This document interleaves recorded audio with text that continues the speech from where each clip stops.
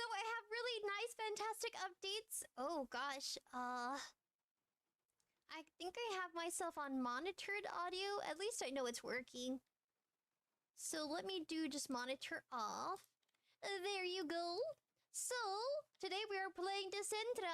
I know it's 30 minutes earlier than it was Saturday because we did our live stream at 7 p.m.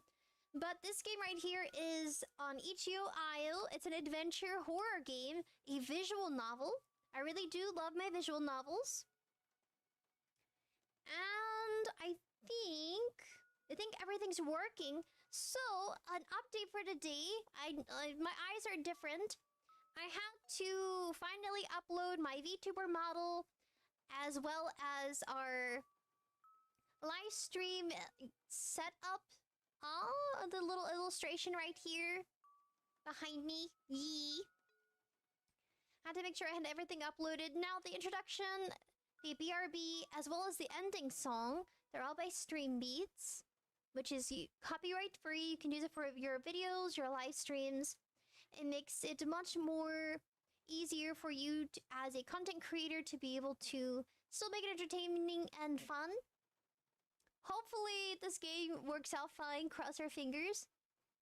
Alrighty. So Dicentra, let's see. Oh wow. Making sure it is. Gonna rise it up a little bit. This one's really cool, so you can end up getting gallery images. We're gonna go with start. So this is with the new PC. Let's cross our fingers and hope it runs really nice. I even have my little notifications. A kind reminder, please read and follow community guidelines, thank you, that sort of thing. I can actually move now. So this is a major upgrade. Is it a refurbished PC? Yes. Is it actually a few years old? Yes. But are some parts of it been updated? Yes. I'm very excited and happy. I look forward to doing live streams after work. My schedule changed before. I did mention that I was having inconsistent schedules, so I was able to do early. I can probably even try 𝑣𝑡uber. 𝑣Tuber is where you're allowed to have your model express other sort of like facial movements, body movements as well. So I look forward to using 𝑣Tuber. Now, it does have a... Hopefully I'm not echoing. Checking here. Hopefully not. I don't want my mic. I had to readjust everything. I had to readjust the audio, download OBS. I had to update the windows. I do have to change our coffee goal, since I paid out of pocket instead. Because at first I was going to purchase a new part for my old PC, the Pavilion, which is with HP Gaming Pavilion. Now that one's probably a few years old, and I bought it years after it was released because it was just an easier upgrade from my Dell PC. So we've come a long way. Hopefully everything's fine, that I'm connected to YouTube and Twitch. I'm using Restream.io. It gives you 2 platforms to stream on, unless you subscribe and you go into multi-platforming on other places other than YouTube and Twitch. You can probably do, if you wanted to, you could probably also do Kick. A lot of people have been live streaming on there too. Do we have a channel on Kick? Yes, we do. But I only used it once trying to react to 𝑠pyXFamily. Because they, at the, I would say months ago, everybody was kind of testing the limits and the potential of that platform. But I'm sure they have rules and regulations now. But I'd have to probably freshen up on that. But yes, this game contains content and themes on death, loss, grief, and violence, animal death, imprisonment, flashing imagery, jump scares, intoxication, horrific imagery, and descriptions, mental illness, and... I never like saying that word because it makes me sad. Not involving main characters. I'll let you guys read this right here. We'll hold that silence for that word.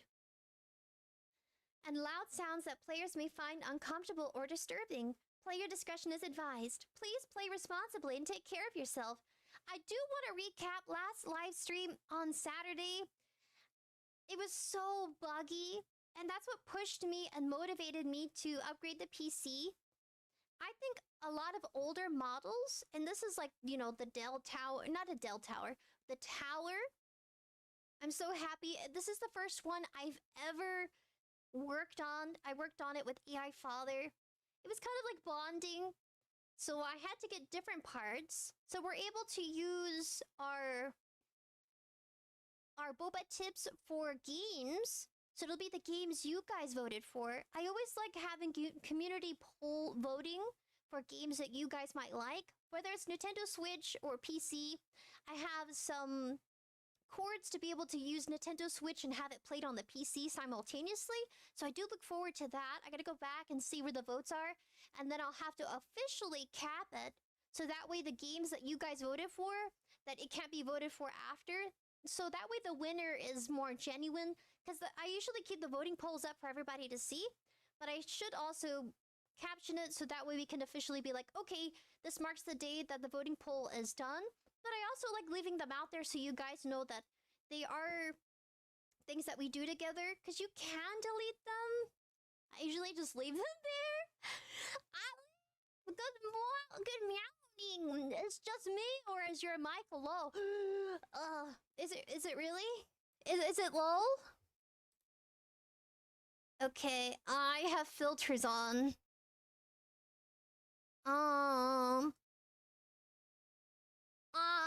Is it really low? I feel so silly. What about now? Thank you for telling me. I have a new PC setup, so OBS, I had to change out the filters. You have audio filters in the settings, and it's really quirky. I have noise suppression, gain, limiter, expander. What if I take out all? It might have been the limiter. There you go. I took off limiter. I just have noise suppression, gain, expander, and compressor. Thank you so much for telling me. I'm just gonna keep that one off. Thank you, Alif. You're a lifesaver. Do let me know if the audio, my mic, if it needs adjustments. I'm so open to that because I literally had to reset up this weekend. I had to find time in between because I have long hours of work. Now I do my usual, 8 hours, Monday through Friday, which is so refreshing. When you go into the workforce, sometimes when your hours are inconsistent, it can really make you feel buggy. I couldn't tell what day it was. Everything was interchangeable. My mind was everywhere. So I'm so happy that now I can securely say our live stream time is probably going to be 6:30 or 7 or 8. I will want to probably get off early, maybe 9:30. Because we used to do live streams from 8 to 11, which is like 3 hours total. I like 3 hours because I feel like it's long enough, but also short enough for me to get some sleep. You know what I mean? Alif says, yes, I use full volume here. It's probably fine. Sprinkles, thank you. Oh my gosh. So this game right here is about a beautiful young maiden. Don't know how old she is. She's probably like the typical folklore 16. If you think of a lot of Disney stories like Rapunzel, Cinderella, a lot of them were, at least in the Grimm's brothers' tales, they were very young, like 15, 16. Because back then, hundreds of years ago, a young maiden was at her prime. Or you think of Sweet 16, Quinceañeras, a lot of cultural traditions where that women were at their primal age. At least, of course, that was at the time. That where they could eventually go from being a young lady to a woman. So this might be some kind of similar. Ooh. How's the audio? Application audio properties.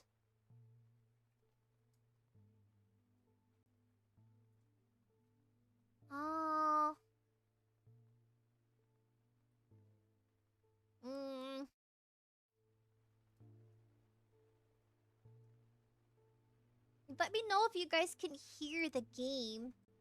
I have 2 coming up.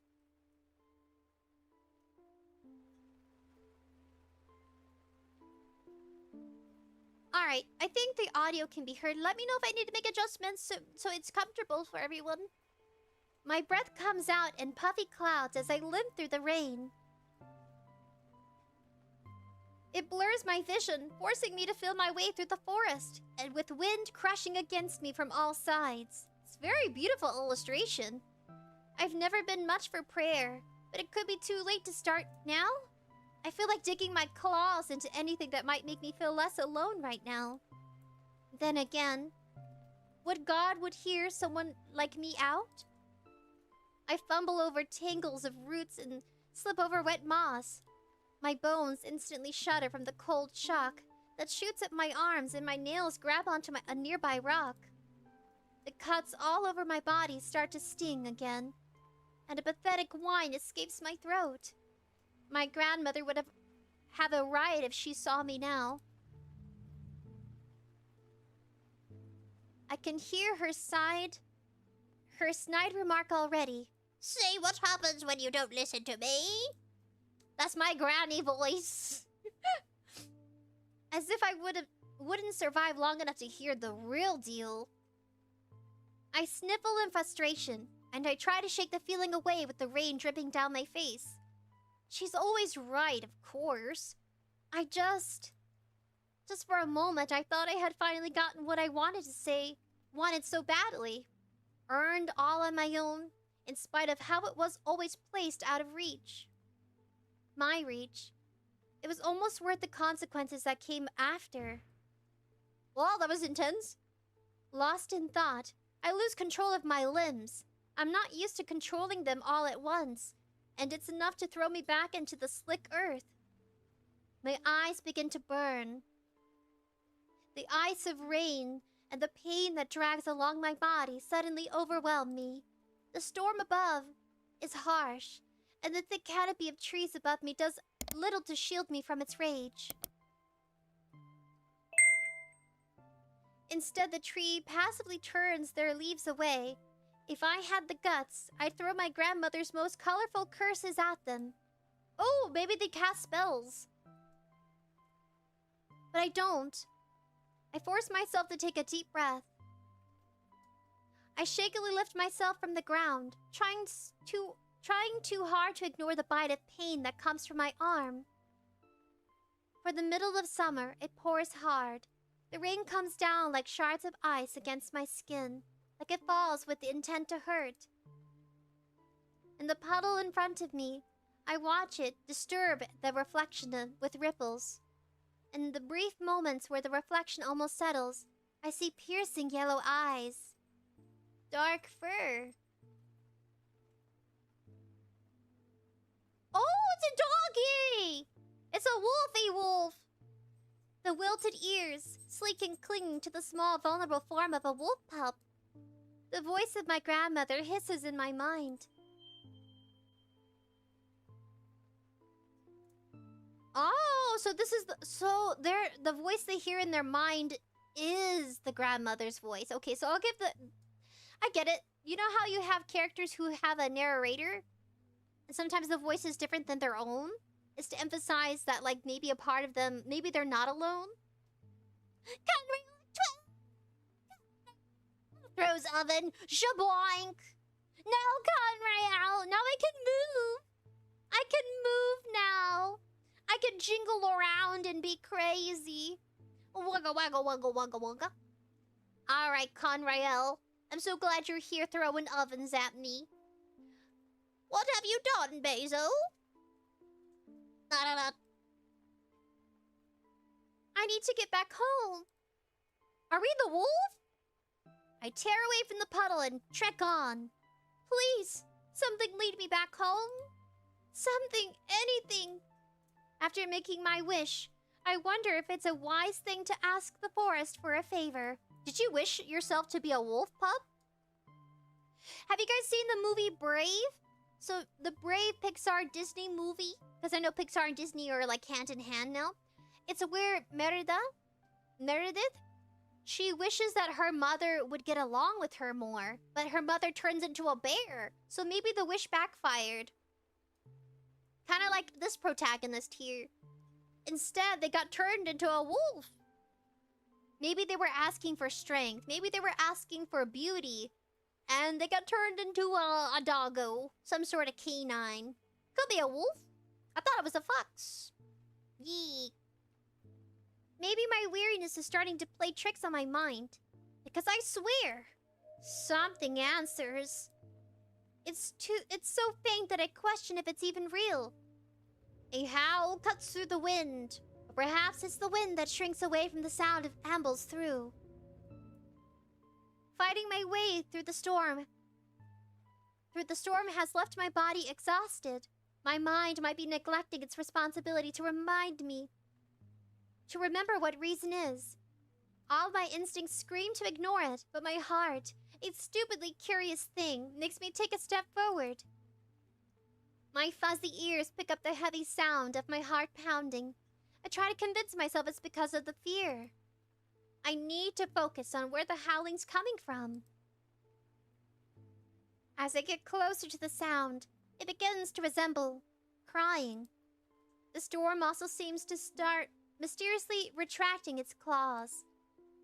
It is in the forest. Is the forest showing mercy? Or has it submitted to something more formidable? LJ123, hello buddy, how are you? Excited! We get to play more games because I upgraded the PC to an older model. But this one's meant for a hardcore gaming. I'm also hoping we can play more games on the Switch so I don't have to download it on the PC. I used to think that my storage was the issue. I think it was just the...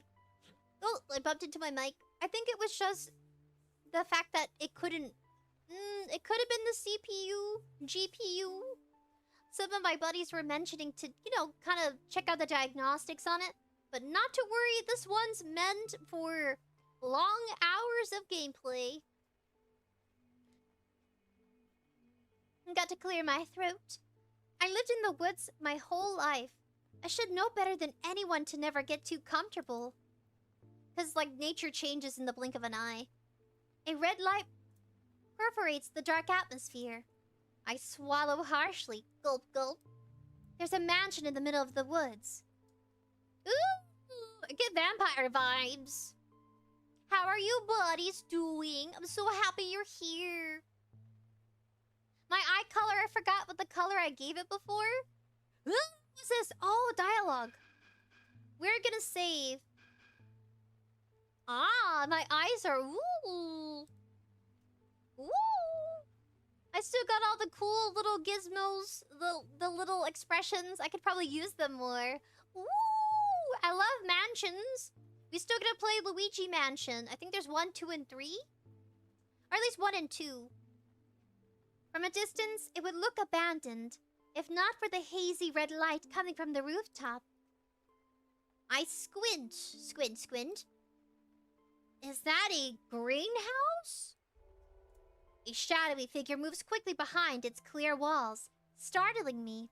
I duck into the tall and neglected grass that grows in the mansion's yard. After a short while, I peek through the blades. The shadow is gone. Did I imagine it? I release a nervous sigh and observe the grounds for a sign of life or death. It was a bad idea to come here, a terrible one even. Our 7-minute buddy! Should I do 6:30 or 7? I feel like it threw everybody off because I did 6:30. But I was testing it in case we had a little, if anything came up. I'm not gonna speak the word, the forbidden word. I can't stay here. I retreat back into the shadows of the forest, keeping the mansion in my line of sight. The moment I feel bold enough to turn my back against it, a powerful gale slams into me. I tremble back hard, skidding across the ground and onto the tall grass with a cry. It takes me a moment to recover from my swirling vision. My wounds scream at me, and I wonder how much further I can even go in this state. I grit my teeth and I'm back on my feet, keeping my weight off my arms as I make for the forest again. Again, I denied entrance by the mysterious force. Panic starts to seep through my bones. Hopelessness might actually be a more welcomed feeling than the rightness that now constricts around my heart. The tightness. I stare at the trees, as though they'll suddenly start playing nice. But beings as ancient as them do not bend to anyone's will but their own. The wind gives one more shove. It insists I move forward. I bare my adolescent fangs as if to disguise the hurt. I know now that my choices were nothing but illusions. I face the mansion once again. It's clear that something or someone from the inside is inviting me in. With no other choice, I creep along the worn brick walls of the mansion and try to find a way inside. We have options.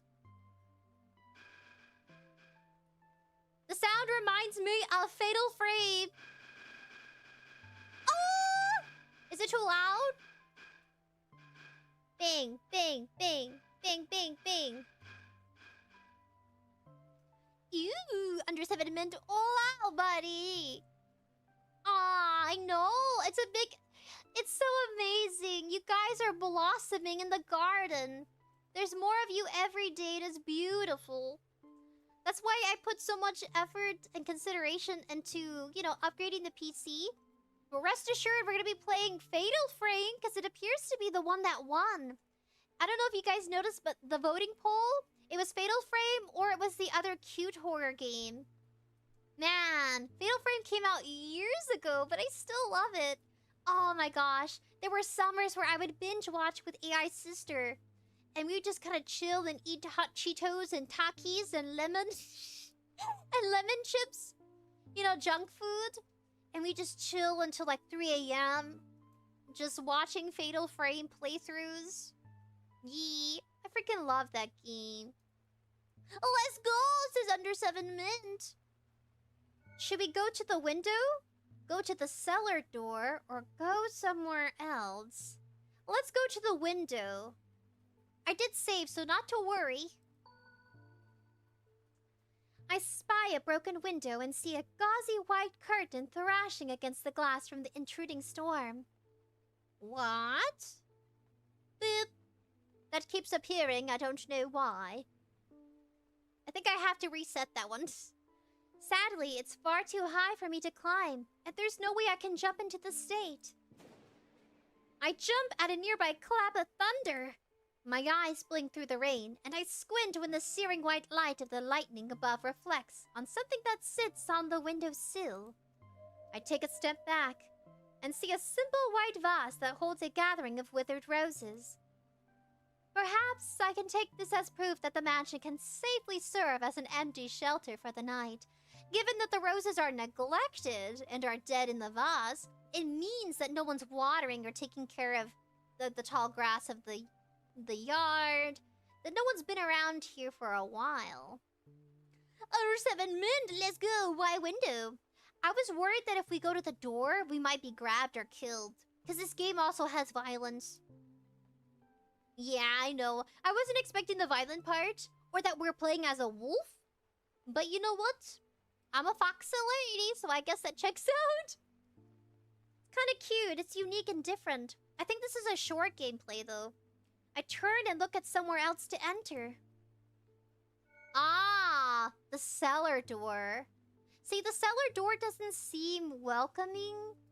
Plus, we don't have thumbs, so I thought if we went to the window, there'd be like a hole or like maybe a broken window we can slide through to like kind of get away from the rain. Because our fur's wet and stinky. Man, imagine if you were covered in hair. Like a grizzly bear, like a dog. It's like wearing a thick coat and then being soaked in the rain. I bet it's unpleasant. Go to the cellar door. I find an entrance to a cellar. The wood of the doors look rotten, all because of all the rain. But it doesn't give when I place 2 paws on it and push my weight onto it. My ears flick back in disappointment. Though I am also relieved I didn't go tumbling through the old wood into some unknown depth. Heavy iron handles sit unchained. All I need to do is find a way to open them. I think we were once human, but we got turned into a dog wolf creature. It didn't say yet. I think it's a wolf pup. Due to wishing for the wrong thing. LG2, LJ123, buddy. Says what? Yeah, we're a doggo. Look at where this is Basil. I try to squeeze my snout through one of the handles, and as I bring my face closer to the moldy wood, a faint sound comes from below. I immediately freeze. Icy rain weighs down on my fur and intensifies the chill that drapes over me like a thick cloak. I swallow, then lean forward to press one of my droopy ears against the door. I listen closely, and serpentine hisses come from the other side of the wood. My breath stills. My ear remains glued to the door. I try to find a sense in the sounds I hear. Then, something slammed right against the wood where my ear is pressed against it, and I fling back in shock. The fur against my neck is completely ruffled, and my tail curls between my legs in fright. I stare at the cellar doors with owlish eyes, half expecting a beast to burst out and eat me. But nothing happens. What a dolls! How's it been? The PC has been upgraded to an older model, but the older model is good. So we're all 2 thumbs up. Oh, I should bring out my arms. Let me bring out my arms. My ghosty arms. Ooh, wait a minute. Wrong one. Let's see. Can I find PP Slayer? PP Slayer. Oh no, no PP Slayer. My arms. My arms. Okay. I guess we'll do this one. Alright, buddies. Comfort me as we try our best to go into this creepy mansion. But nothing happens. Still, my racing heart does not calm as I track through the muddy grass in search of some other entrance. I go somewhere else, the last remaining option. A faint knocking grabs my attention. I pad to the back of the mansion, and my saving grace comes in the form of a door left slightly ajar. And there goes your noodle! Aha! I nudge my nose into the tight gap, and relief washes over me when it parts.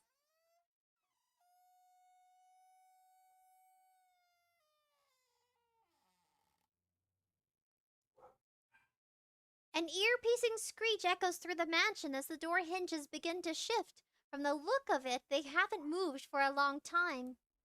The feeling of ice floods my veins. I stay frozen in the doorway. If the mansion is occupied, there's no way I didn't just announce my entrance. Kimchi's on the table. You ever hold your cat like they're a weapon? I like to wield kimchi like a weapon. A fluffy, spickled, spickled? Did I say spickled? Pickled kimchi? It's funny how kimchi literally translates to cabbage. Pickled cabbage. That's kimchi's name. You're so cute. I miss them every day I go to work. And when I come home on Saturday and Sunday, when I'm home, I mean, I just love snuggling with them in the early morning. I'm like, I don't have to go wake up early because I got no work on the weekend, which is nice. I hated the idea of working on the weekend. You're so cute. I just love squeezing him and a little hug, and then I have to set him free. Because, like, Kimchi's going through his delinquent phase as a cat. So he's been attacking everything violently. Or just typical cat behavior. Haven't had a kitten in so long. He's, like, stretching out. He's becoming so much bigger. Ah, my voice cracked. Ooh, and Muerto says, with all those options, Sprinkles is prepared for anything. But the PC to support it. Yes, guys, go ahead and flex. You guys can totally flex. Let me see. Do I got my flexing arms? Let me put my muscle arms. Muscle. See.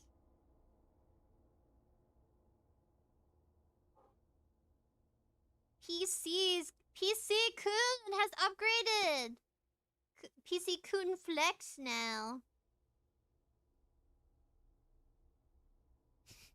Some muscles in chat.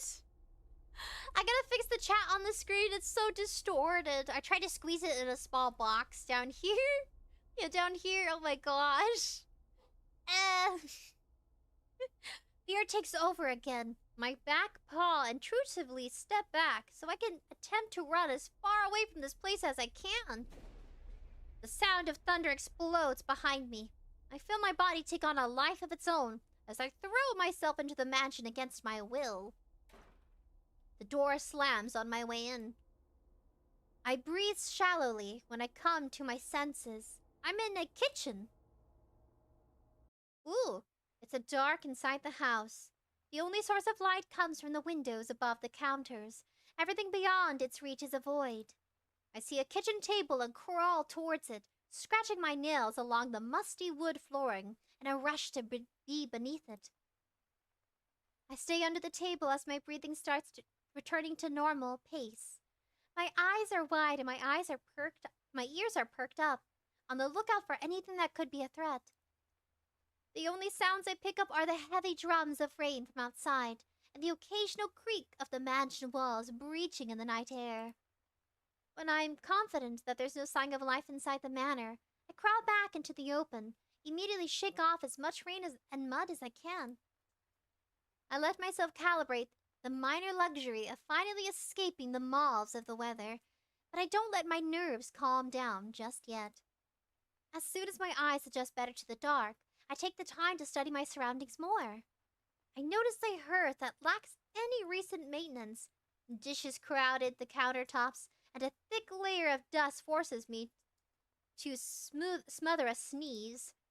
This place hasn't been occupied in a long time. Surely I can allow myself to breathe just a bit easier in this space, at least until the storm wanes. I bring in a deep inhale, being careful not to get any dust up in my sensitive nose, and tread cautiously. As I sneak further in, I hold my breath at every corner, carefully looking in all directions of danger. The rest of the mansion is as devoid of life as the kitchen. Ooh, there's some portraits though. Some candles. So someone's been here. Most of the rooms have been closed doors. The ones I could see in were graciously empty, except for the derelict furnishing within. Barely anything is in decent shape. I couldn't guess how long it's been since a human lived in this manor, but based on the scratched hardwood floors, the broken but intricate-looking side table nestled in a dark corner, I have the impression that this place was neglected even while it was occupied. My nails tap on the floor, tap, tap, tap, tap, as I limp into the hallway, my mind finally settling into the adrenaline. The arch in my front leg starts to swell, and the heat of my body intensifies the pain. I try to admire the paintings lining the walls from end to end, but it's hard to see them in the dark. Well, you're a canine now, so they went from being a person, like a mortal being, like a human, to a doggo. So I get they should be able to see in the dark, but maybe not completely due to transformation. Through glimpses of light, I could make out some faded landscapes, a few mountains and some castles, and a couple of portraits. One portrait in particular catches my eyes. I stop in front of it. I stare at the portrait, foolishly thinking that it's staring right back. The rising heat in my body must be making me see things. As I observe the side profile of a pale woman, I notice that she's eerily the most realistic painting I've seen so far. When she turns her head to look down at my tiny form, every hair on my body goes stiff. Her lovely features captured in oil begin to melt off as she steps out from the painting. Oh, she's kind of pretty! Whoa, guys, this is like Clock Tower 3. That's the most really, like... So there's Clock Tower 1, 2, but Clock Tower 3 is my favorite because I played it growing up with family. Usually during the hot summers, we try to battle the sledgehammer guy. It'd take like 5 or 6 of us trying to defeat him for like 5 hours straight of hardcore gaming. It says, "Kill the Dalmatians! Dalmatian says, Cherry, you stay by Sprinkles, okay? Wait, what? I'm gonna go back to CS and my other thing. Oh, Dalmatians. Oh, that's right. In roleplay, you built Cherry, AI Cherry. Phantom King, HI. Hello! Welcome, guys. Do you think she's creepy? I think she's okay. Would you date her? I don't know. She seems kind of ghoulish. But I mean, she's alright. Smooth ivory skin shrivels to a deathly pallor. The elaborate gown clings to her sharp shoulders, begins to rot at her torso, parts open like a blooming rose, revealing decaying bone and organs that run down her skirt like a horrific decor. I immediately start running away as fast as I physically can. As I scramble to get away from my hurt leg, on my hurt leg, I hear something that might be worse than a ghost. The woody and spicy scent of incense fills the humid air, creating a hazy purple fog. The sound of chains moving in controlled rhythm rattles me to the marrow of my bones. Bone marrow. Footsteps follow shortly after, growing louder alongside the clinging chains. It's coming from the staircase. My breath quickens. I slide to a halt and backtrack away from the sounds. I look behind me and see the glowing apparition of the woman, hunched form stumbling towards me, dragging a trail of gore with a wet squitch. Hide! I need to hide! But where? My eyes dart across every inch of the hallway, desperately searching for a small sanctuary. The footsteps are right behind me. The ghost is right in front of me. The hallway now feels like a tomb. All of the doors are firmly shut. I press against a wall, my heart skipping a beat when I notice a faint tapping sound coming from behind me. I turn around and witness the outline of a door revealing itself. I waste no time shoving my muzzle between the cracks to wrench it open. As soon as I pry the door open, I hurl myself through and back into the darkness. I walk backwards away from the door, keeping my eyes on it. I'm so focused on the door that I bump into something cold and almost trip over it. I look up and see a dark iron staircase curling up to a high ceiling. A hatch near the top is open, letting the rain from outside drip down onto the cold metal. Oh, I've seen these. I never liked these stairs, only because I trip so easily. So I've walked up these stairs before, at least this type of design. And I've almost got my foot stuck, because you can accidentally put your foot too far in through a step, and you can slam your head on the upper staircase. So that's why, stairs have always been my nemesis, because I will fall. I definitely will fall down the stairs, or fall, like, walking my way up or trip. Phantom King! My keyboard wasn't working properly. Oh. Ooh. Yarn? Oh. Do I look like a cat? Oh. I kind of look like a cat and a fox. Or do I look like a wolf? I feel like I could be canine and feline. Because my ears are pointy. But they're kind of... I don't know, I got big ears. I feel like I look like a doggo. Clearing my throat. I hear footsteps once again, this time much louder. I don't dare to breathe or move. Wait, I thought you were supposed to run. Oh! Look at this fella! You guys, spooky! It's a haunted mansion. There you are. The voice startles me into moving. No way was I about to stick around and find out what fate awaits me. Every fiber of my being is ringing with danger as I climb the stairs, with one adrenaline instructing my limbs. I drag myself up the iron steps till I'm bursting onto the roof and back into the storm. A fog of fright muddles my mind. I see the greenhouse I had spotted earlier and sprint towards it as fast as I can. I search for a small space to crawl into, tripping over a mess of vines along the way. Thunder and lightning roar above me. A bright flash of white, blinds me. I can feel my claws scratch against the wet tiles. A door slams shut in the distance, causing a rippling effect in the walls and reaching the rooftop. There you go. When the rippling stops, everything goes quiet. The energy of the manor shifts completely.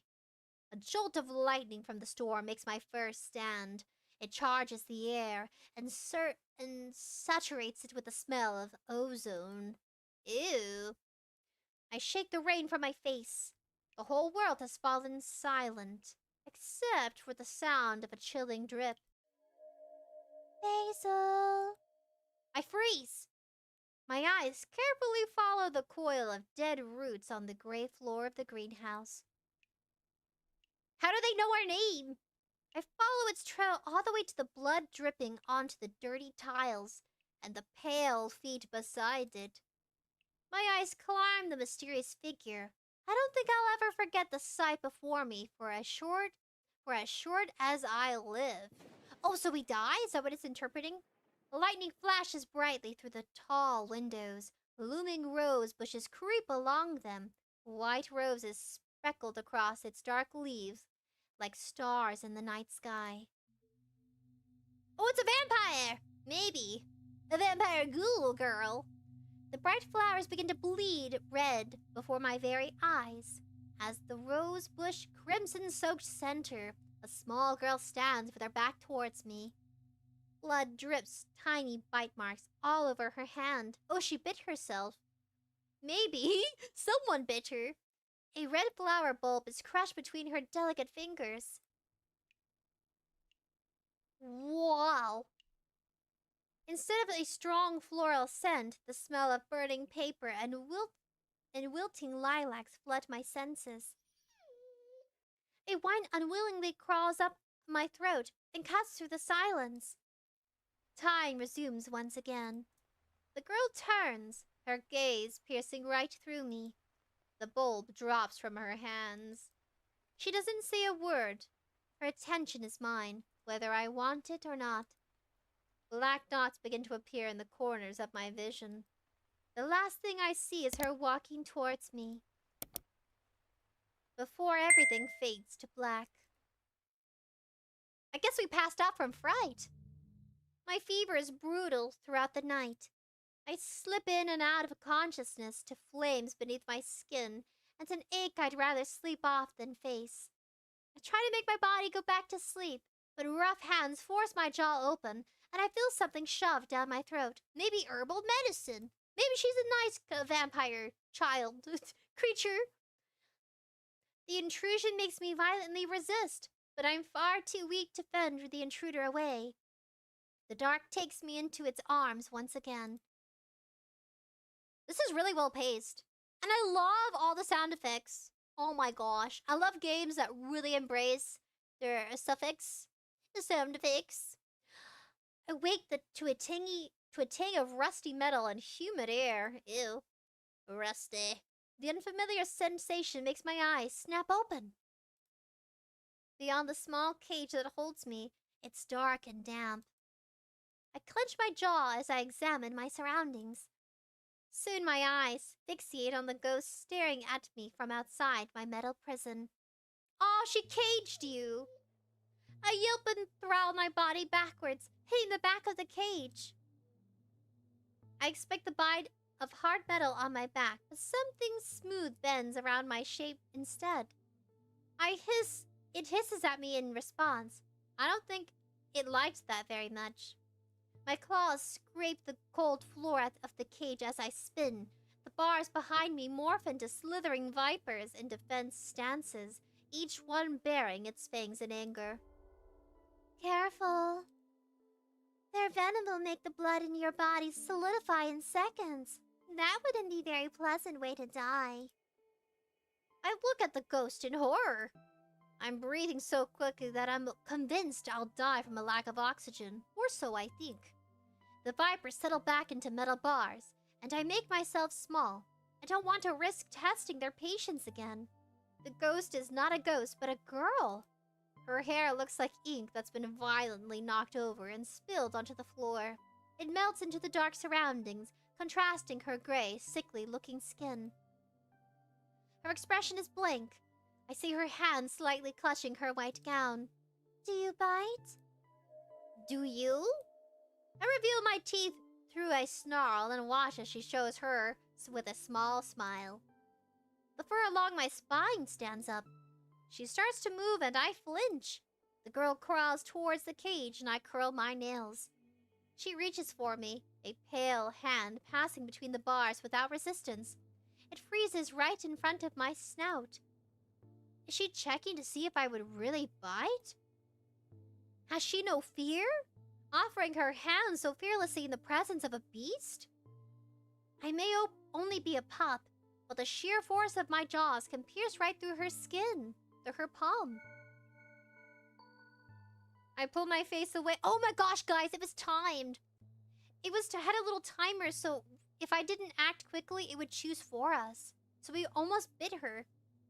That wouldn't be very good. Pull my face away from her hand and see her startled from my peripheral vision. She pulls her hand back and holds it against her collar. My eyes lock with hers as she stares at me with her lips pressed together. I think she expected me to bite her. It'll be hard for me to protect you if you're too scaredy. You're too much of a scaredy cat to do as I say. My eyes snap back at the girl. I watch as she stands up and wipes her hands on her dress, not showing a single care for how dirty it's become.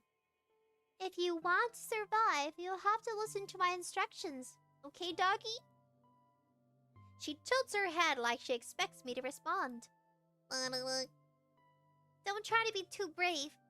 You can only survive this place if you're smart. The others had too much of a fight in them. It made them foolish. My heart pounds in my chest from her words alone. She gives me another haunting smile.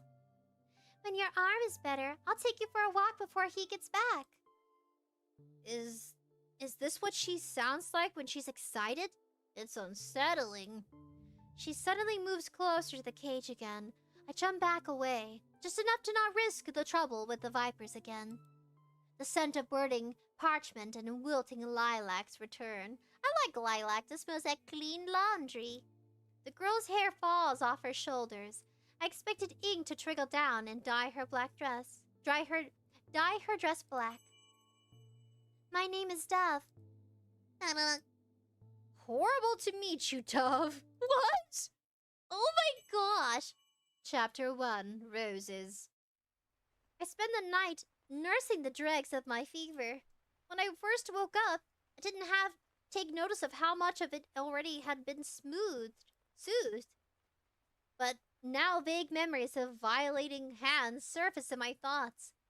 Did the girl, Dove, give me some kind of medicine during the night, during the height of my fever? My body still feels uncomfortably warm. I rest my head on one arm and glance at the one that had been hurt earlier. A clean bandage is firmly wrapped around it. Not enough to cut off the blood flow, but enough to restrict its movement. Was this also Dove's handiwork? The little girl. I sigh softly through my nose and then close my eyes. Time passes ambiguously in the cage, with nothing to reference. I don't know if it's been mere hours or days. A bowl of water sits in the corner of my cage. I know from the dryness of my throat that I need to hydrate, but I have yet to muster up the courage to approach the bars that slither and rattle every so often. When I'm desperate enough to finally quench my thirst, the bars reveringly keep their metal forms. Feeling much better now, I curl into a ball and my tail cradles my face. I want to go home. Exhaustion catches up to me once again. The night falls. We go back into darkness. I fall asleep on a crusty metal and wake up on dusty wood. Oh, she moved you. The sound of wind chimes alerts me into consciousness. Oh, I love wind chimes. What are those? The game design saves manga and webtoony. Yeah, it does. Oh, I love webtoons. I haven't had the time to binge. I don't binge as much as I used to in my younger days. Back in high school and college, I was always binging webtoons. There's like, I think there's one about a zombie boyfriend. I kind of like that one. Or my boo. Like my boo as in like my boyfriend. There's that one too, where a girl befriends a ghost because she sees spirits and she figures out. Yeah, a little gibberish. She figures out he was, spoiler alert. He died from drinking too much, so he ended up choking on his own vomit. Pretty sad. That's a horrible way to die. But yeah, that's a good one. My boo, B-O-O. My eyes snap open, and my retinas are immediately burned by the color that floods into them. On the floor in front of me is a kaleidoscope of lights created by the morning sun, a stark contrast to the dark and dreary settling I was previously confined to. Maybe I dreamed it all in a feverish haze. I check on the gauze around my arm. It's still there. Oh, it proves that she did help us. A weight around my neck brings me back into focus. A collar is secured around my throat. Attached to is a long and heavy chain that leads to the leg of a large wardrobe in the corner of the room. The bedroom?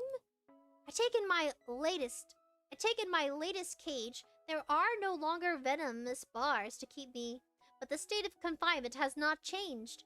My eyes move from the rainbows on the floor to the lines of the chain restraining me, then to the rest of the room. I look at the windows and find swirling murals and expressive paintings of various creatures and monsters. The sun behind them illuminates the floor with speckles of colors like a stained glass window. I love stained glass windows. We're gonna have to save. That's a quick save.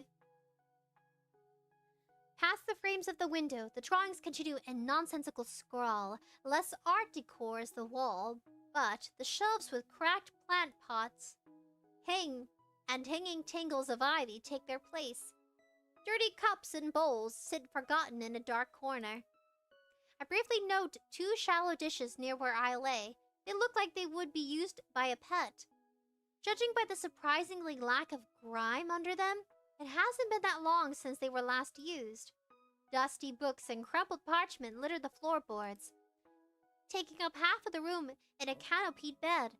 Dark curtains are pulled tightly together, preventing me from seeing inside. Oh, this is her bed! Oh, it's behind me. Whoa.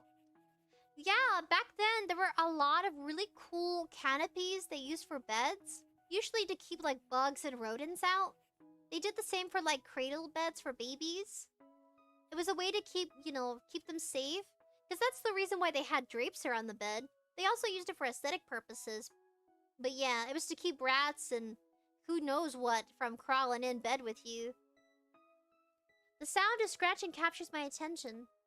I drag my gaze past piles of books. There, sitting on a raggedy blanket, hunched over and scribbling over the print in a book, is Dove. She gnaws on her lips and pinches her brows. I can hear her whispering something to herself. Are you drawing us? Ah, you're drawing us. You're so cute. I'll get tiny so you guys can see her. Yeah. Ah, too tiny. No.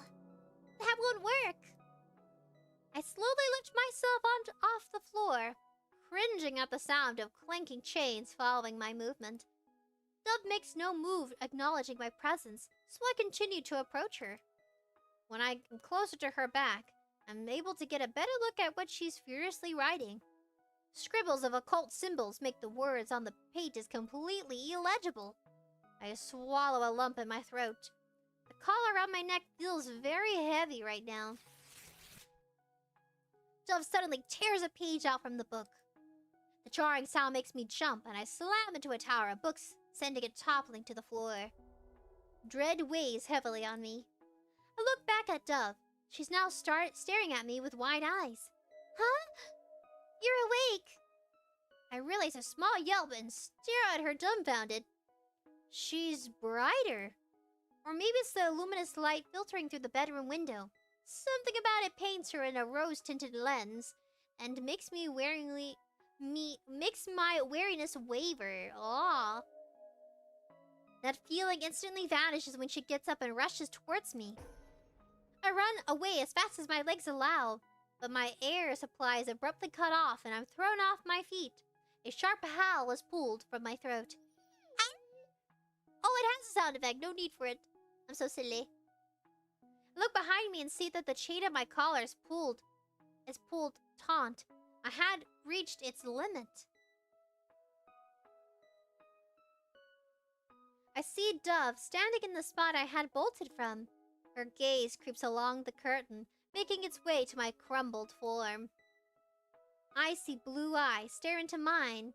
I shudder, and it feels like she could unravel me through a sight alone. I wish her eyes were blue. That would so pop with this red background. She looks at me like she knows. Then she perks up, snapping the tension away. Alright, you're probably starving. The others were also very skittish when they had empty bellies. Her voice trails off as though she's become lost in thought. She starts weaving through the mess of book piles to reach the bedroom door. Wait here. I don't have much of a choice. Dove returns with bread roll and a bowl. She sets the bowl down a couple of feet in front of me and retreats back to chew on her own food. I tentatively approach it. The bread smells like heaven. I lick my lips on instinct. It must have been ages since I last ate, because I watch her tear chunks of it and mark every little crumb falling onto her white dress with yearning. I look down at the bowl she left for me. The sight of red fleshy chunks greets me. Raw meat. She gave me a bowl of raw meat. I can't eat this! Or, well, maybe I could. But the idea of it has nausea coursing through me. I stare at the fresh blood pooling at the bottom of the bowl. Ew. Ew. Would you guys eat fresh meat? I don't think I would. That's how you can tell, like, it gives hints that they were a person. And then now they're just like... I think they're gonna slowly become a wolf dog creature. Maybe some sort of hybrid. There are wolf dogs. Then I glance over at the bread. And then back down to the bowl, feeling conflicted. My stomach growls. I can feel saliva start to drip down the side of my mouth. I can't do it. Are you gonna let it go to waste? Dove's voice comes from right above me, and fear flutters in my stomach. Huh. Okay then. My eyes snap up. Dove reaches for me and I flinch, scattering away. She kneels in front of the bowl and dips her hand into it, crushing a fistful of squishy red meat between her fingers. She brings the raw meat to her mouth.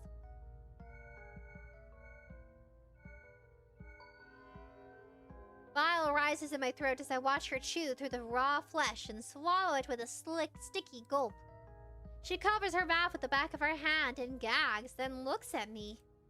She smiles at me, her teeth stained and glistening red. What a horrible taste. A thin stream of blood falls from the corner of her mouth. I suppose you'd like something a little more appetizing? She gags again.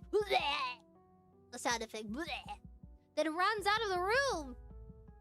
Ew, where did you get the meat from? Hopefully it wasn't from, like, someone else. I mean, it had to be from someone, right? Hopefully it was, like, a cattle, not a person. So conflicted. I heard the sound of her reaching from another room. I can see why they didn't eat it. Dove returns with a new bowl of what looks like stew. Ooh. I inspect it thoroughly, checking for insects or anything inedible. You can eat insects. Insects are edible. Bugs fall into your meals all the time. You don't know it because, like, if you think about people who are cooking in the kitchen, there's bound to be some sort of pest in there that falls in. And what you gonna do if you don't notice or catch it in time? You end up eating it in your stew. Some good old protein. When I summarize that there's nothing of the sort, I dig in greedily. My eyes begin to sting after the first few bites. The stew is so bland! Oh my god. We got a bougie doggo. It makes me yearn for my grandmother's cooking so badly. From the corner of my eyes, I see Doves watching me like a hawk.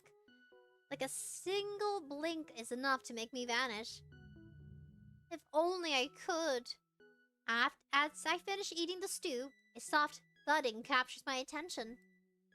I look back to see my tail wagging against the floor. I feel myself shrink with embarrassment. I immediately cease its movement, not before Dove takes notice. Looks like your energy has returned.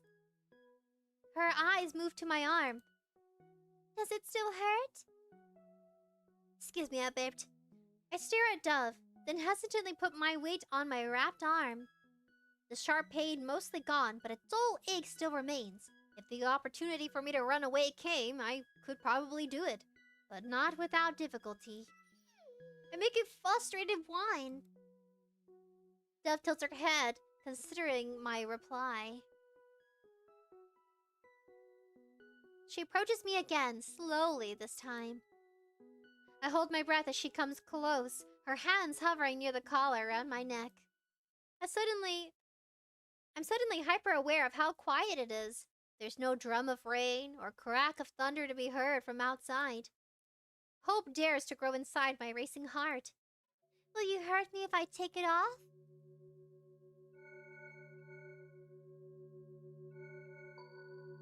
I shake my head slightly. Dove gives me a curious look. Her hands hover for a short moment, then she nods. The weight of the collar lifts off my shoulders. Then I bolt. My swift escape shoves Dove aside.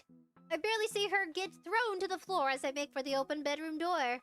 Dove makes a panic noise behind me.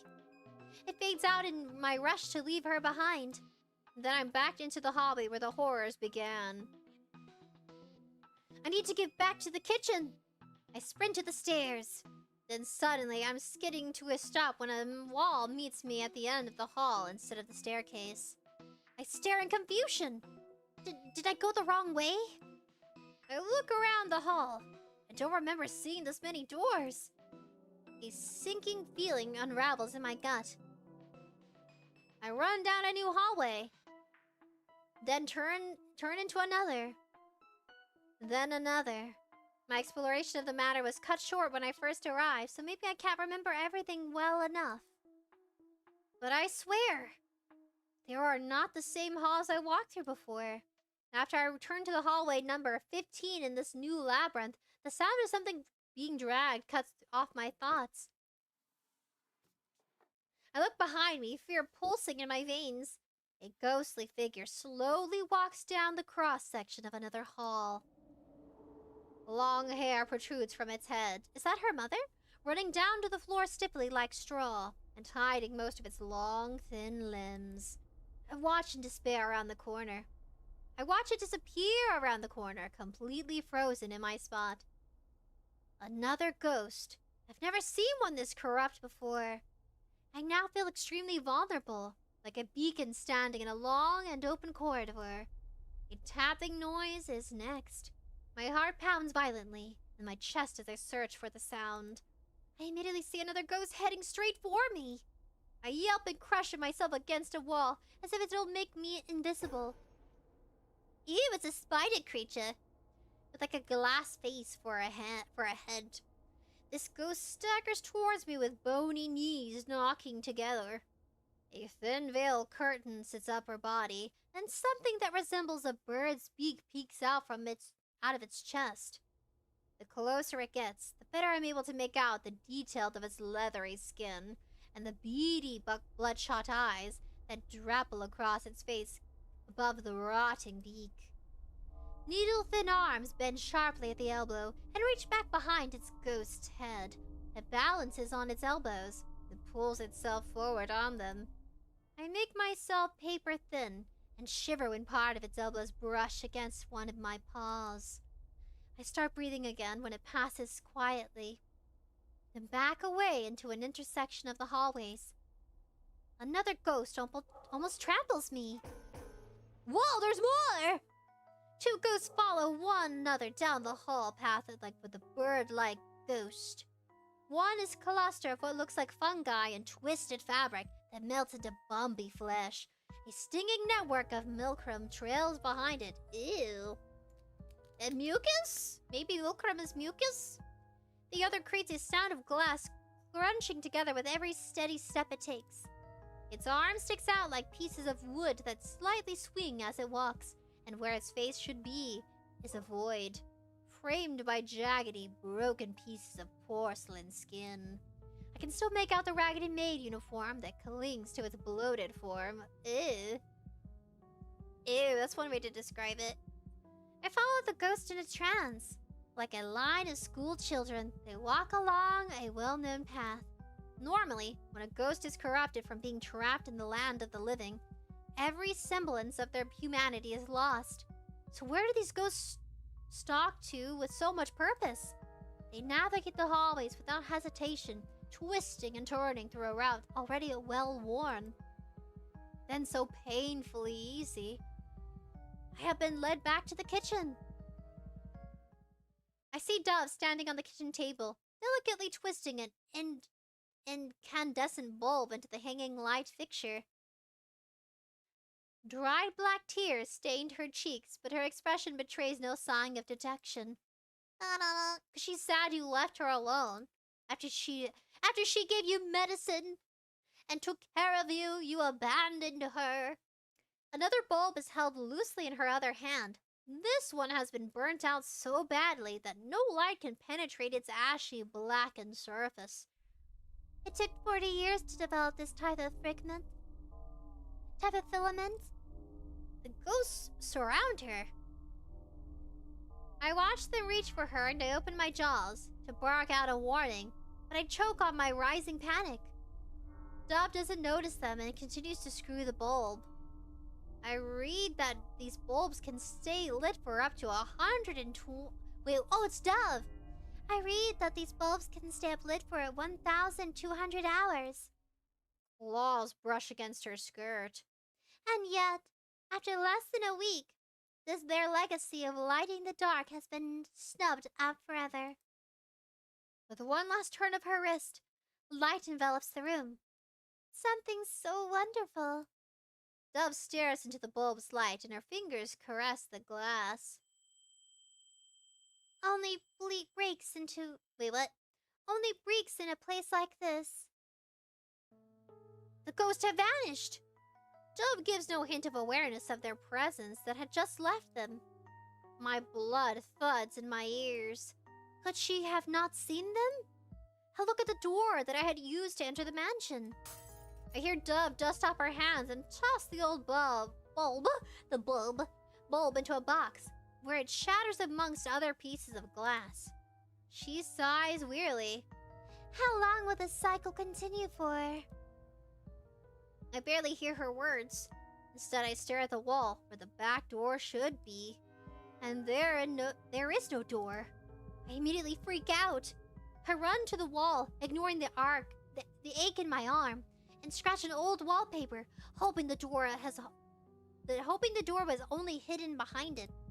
My claws tear through the wood, but as I continue scratching, the outline of the door does not reveal itself. I back away, staring at the shredded decor of the breathing rapidly. It's not there anymore. I turn my head up and see Dove sitting on the kitchen table, swinging her legs. She stares at the wall I had torn up and gives me a blank expression. I explode! My body ignites with fury rage as I growl and snarl at her. Bark, bark, bark, bark, bark! She frowns and her eyes turn downcast with guilt. I don't know how to get it back. I bark louder, I attack her, I force her to help.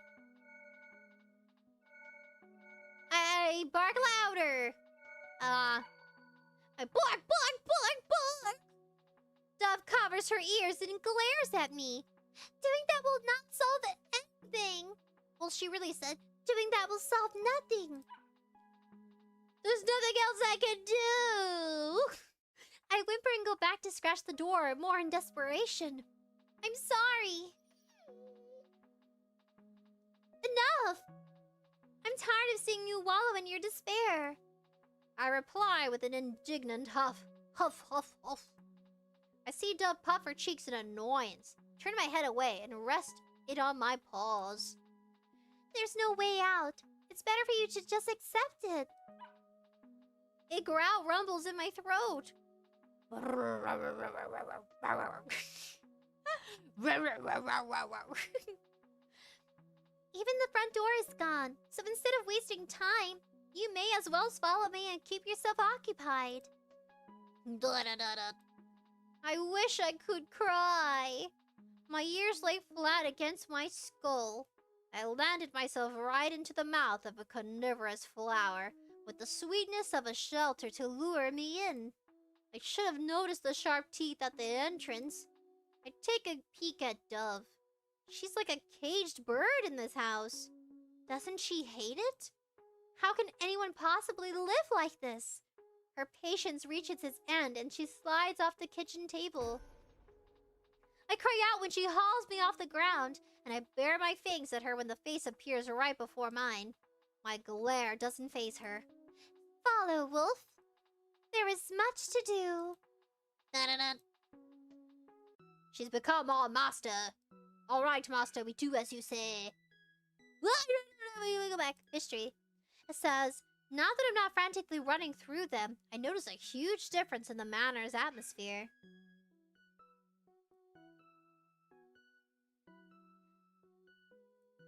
Last dirt coats the floor, ceiling lights illuminate the hallways, and it almost feels peaceful.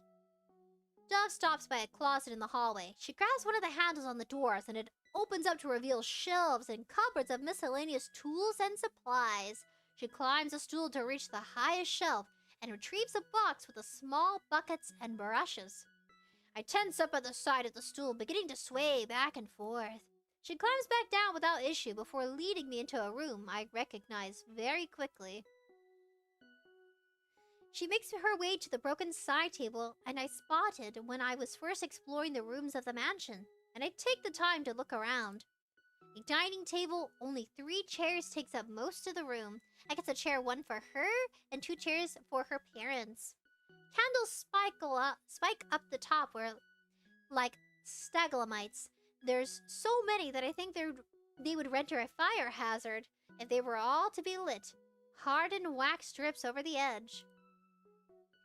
I can see the end of a fountain pen, as well as scraps of paper. I'm unable to see a well of ink from my position, but I assume that it is what runs down the dusty tablecloth in dark splotches. A glint catches my attention. On the other side of the room, I'm unsettled by the mirrors that cover the wall from the floor to the ceiling. I swallow a lump that forms in my throat, and do not let my eyes linger on them. I lay on the floor and watch her slather strongly scented glue on the broken leg of the table. She roughly connects the broken leg to the rest of the table and fans it with her hand so it dries faster. She tests its sturdiness with a light finger, then scrunches her nose when it wobbles. She twists around and digs in her box, then pulls out a roll of twine with a bright expression on her face. My brows furrow together. Dove twirls the string around the leg and binds it tightly. When she's done, she sets the table straight again. It still rocks unsteadily, but it stays standing. That seems to be good enough for Dove, because she picks up her box again and gives it a nod. Crash! I leap from the spot on the floor and spin to a loud noise. In the corner of the room, the long-haired ghost from earlier stands bent over a broken vase. Is that her mother? I flinch when Dove lets out a startled noise and starts to stride towards it. I bark in alarm. It's dangerous. She ignores me. Ziri! I grab the back of her gown with my teeth to stop her. Dove's demeanor goes from angry to taken aback. She stops and looks down at me. I shock myself with my own actions and quickly drop her skirt. Dove considers me for a moment, then switches her attention back to the ghost and marches over to him. You klutz! My jaw drops. I don't need another person to clean up after. Ghost laces its long fingers together and bows its head. When Dove gets closer to it, she stumbles and cries out. The ghost snaps its head back to her. Dove checks the bottom of her foot and sees a shard embedded in the flesh. Red blooms from the small wound. The ghost makes a groaning sound and steps towards Dove. She hisses when it walks through the mess of glass and drags it with them. It's concerned for her? I observe their interaction, feeling befuddled. Everything I know about corrupted ghosts is being challenged. I pause to think about how the ghost rushed to her side earlier. The ghost tugs on Dove's sleeve like it's asking for forgiveness. She continues to badger it while digging the shard out of her foot. I study them curiously. It wasn't because they wanted to cause her harm? I trail behind Dove when she leaves to treat the small cut, and when she returns to clean up the mess. We leave the ghost and Dove continues down whatever to-do list she has in her mind. While she paints over the scratches on the kitchen door, trying to match the old wallpaper, she speaks to me. Have you met all of them already? She doesn't speak again until we run into another ghost. It waits in the hallway for Dove. She perks up when she sees what it's holding. Oh, thank you, Babel. She takes a small bundle of red roses from it, freshly torn from the bush. I follow her to a window and see a tall, thin glass vase with withered roses in it sitting on the sill. Dove takes out the dead flowers and replaces them. Then she pauses and looks down at something below. Her face reveals nothing as she tears her gaze away and makes her way down the hall again. Before following her, I stand on my haunches and try to peer out the window. A chill comes down on me when I look down and see a small patch of graves, each marked by a small wooden cross. I break away from the unnerving sight and turn towards the hall where Dove had gone down. She stands at the end of the hall waiting for me. Then the bird-like ghost's name is Grail, and the doll-like ghost's name is Odette. Dove introduces them officially when we run into them as we go around the manor doing mundane tasks. It's a sight I can't get used to. I can't understand how a young girl can act so normal around such monstrous beings. Seeing their translucent and leathery skin or the fluids that drip down their decaying flesh is enough to send me reeling. But she does not flinch or fear. Earlier, when they had surrounded her in the kitchen, she could tell they were there, weaving their arms together to wrap her in a ghostly embrace. And she didn't care in the slightest. I started to think when she's more disturbing than the ghost. To become this corrupted, they would have had to have stayed trapped in this place for a long time. Why are they still here? Their horrific forms border on pitiful. To be this far gone, it has to be some type of hell. Dove walks amongst them like they're her family, though. I don't know. They probably are her family. No, that's not quite it. I rearrange my thoughts. Maybe. The image of the Greys flashes in my mind. It's because she is theirs. I watch her guide Grill's gangly limbs off out the hallway so they can pass through like there's nothing but an annoying sibling. A monster just like them. Maybe this cage she lives in is her own making. Dove does these errands like a routine, putting books away in the library and cleaning up candles burned to the end of their wicks. By the time she finishes winding up a large grandfather clock in the hallway, the manor feels like a completely different place. The air is less stifled by dusty particles, the room is brighter, and it feels like a home now. As we walk back to Dove's room, the sun begins to descend into the blazing orange horizon, and the evening cicadas make their shrill voices heard. Despite the manor feeling more livable, there's a feeling it gives me that I cannot shake. A void that looms in it like a presence. It's like letters left unfinished, or tea half emptied and turned cold. There's a sense of stagnation that places this matters outside of time's reach, and leaves a noise that buzzes persistently in the air. Dove stops abruptly, and I almost trip over my paws, trying not to run into her. I take a peek from behind her, and immediately let out a yelp. The very first ghost I had met stands at the end of the hallway. Dove doesn't move. I see the ghost stagger down the hall towards us, and I instinctively back away. Then Dove speaks. It's okay. Her tone is not very convincing. The ghost gets closer, and I can see the details of her leaking entrails. She probably was murdered.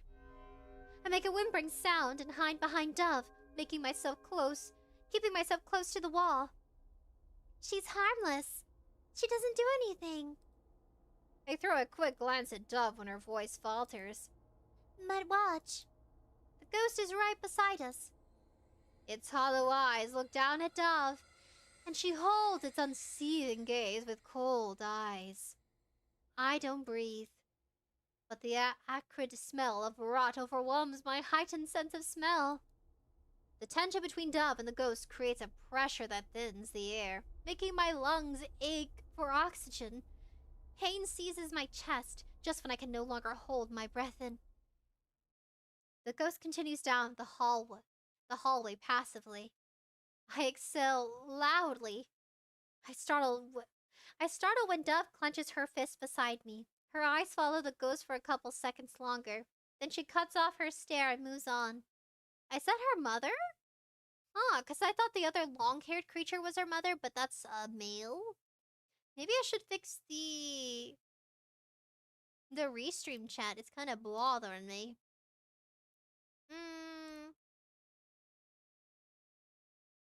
So this is restream.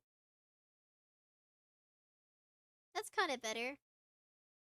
Kind of? I have to so totally fix that later.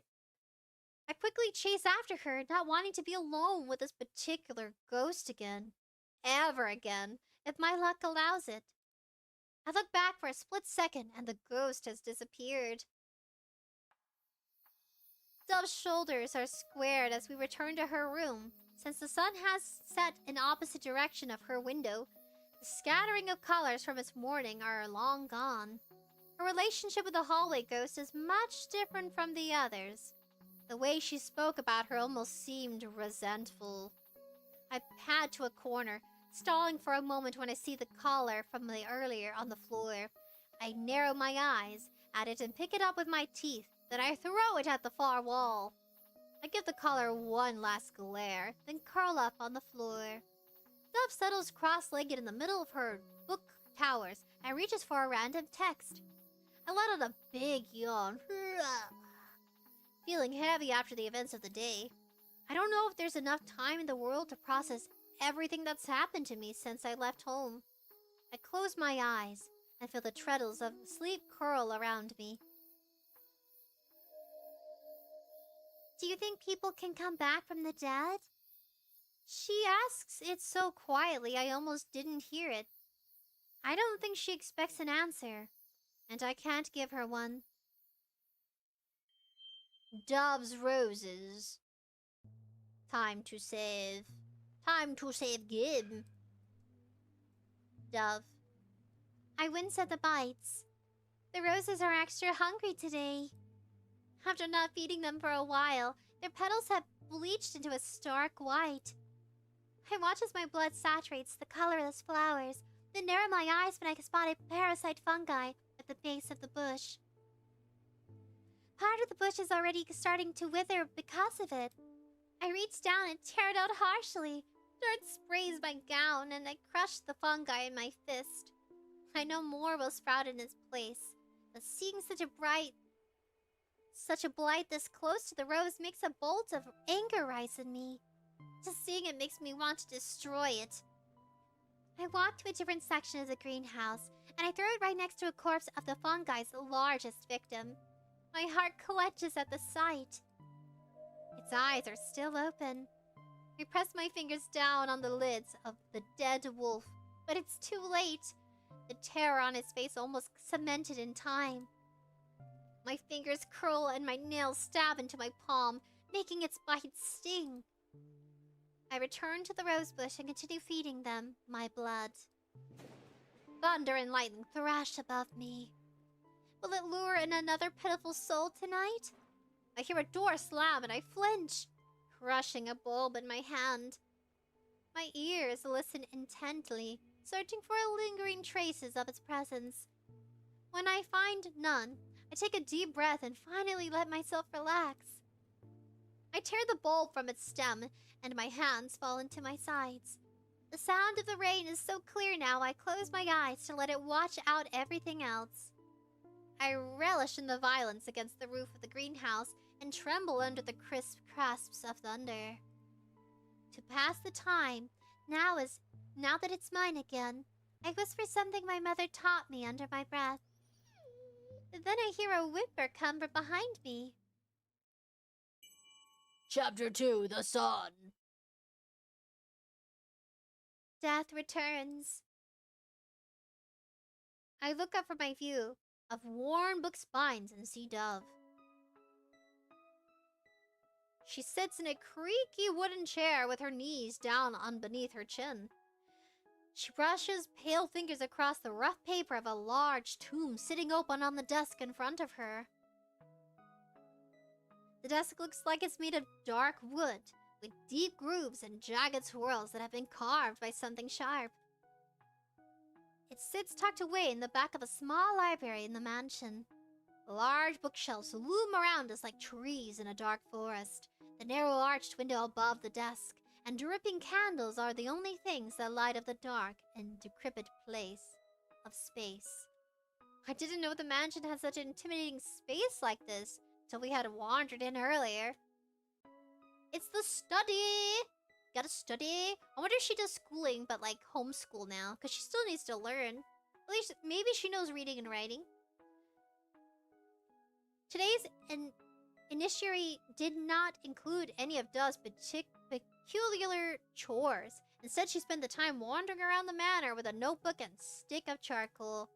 Follow her as she roams aimlessly through the halls, weaving in and out of different rooms. As she continues wandering, body and mind seemingly detached, I carefully inspect every inch of the manor, desperate for a sign that proves the house could be cracked open, allowing me to finally return home. At some point, she stops wandering to sit and curl up at the foot of a decorative stone bust. When I look past her darkly smudged hands, I catch glimpses of pages portraying the same bust over and over again.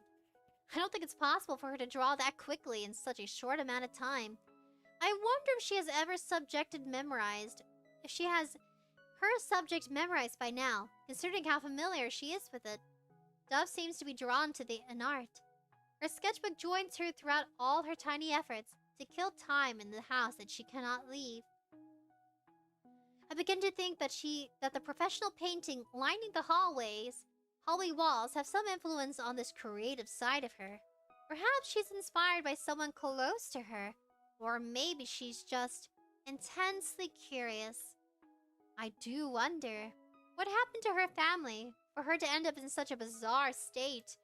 My thoughts trace back to my arrival at the mansion. There is someone who has yet to reappear, and I strongly hope that I'm long gone before he makes his appearance again. Dove surprises me when she walks into a room during our walk. I cautiously follow her in, and the room reveals itself to be a library, full of grit and darkness. I can see dust particles floating silently in the small beam of light that filters into the room. It trickles my nose and makes me sneeze, throwing me forward into a roll until I land on my back with the view of the spiderweb infested ceiling. Dove pays no attention to my fumble and carries on to the back of the room until she reaches a stack of books. I shake my head to recover, ears flopping against my skull, and follow her the rest of the way in. As I dwell further into the room, I quietly observe the floor to ceiling rows of bookshelves. All of them seem to vary in width and are arranged in a pattern that seems maze-like. Books stand in tall piles and scattered around the floor like they've been thrown around carelessly. My ears gives a small twitch to the sound and one hitting the floor, and I turn my gaze to Dove. She silently slips into a chair with a book in her hand. I see her focusing intensely on reading after settling into a desk, and I slump to the floor. Today's humidity has followed me like a blanket I can't push off. It's so thick it feels like I'm walking into a wall of heat. Dove doesn't seem to be bothered by it, but she's not the one covered in fur. I start panting loud enough to draw Dove's attention away from her book. She glances over and wrinkles her brows at me. What's wrong with you? I tilt my head in confusion. Her eyes rake over me inquisitively, then they brighten. She hops out of her chair. I start to stand so I can follow her, but she's already speeding out of the room. Stay here. My ears flatten anxiously, but I slide back down to the floor. It's too hot to move anyways, I guess. Dove soon returns carrying something in her hands, and I go on edge. Please don't have raw meat again. Yuck! My body tenses when she gets a bowl in front of me. Then I immediately relax again. Oh, it's water! Kimchi, stop biting me. He's playing with me. He's being cute. Ah, please, I know you miss me. I give Dove a quick side eye. Her attention is already settling back into her book. After drinking a belly full of water, I plop down on my side, feeling much more refreshed.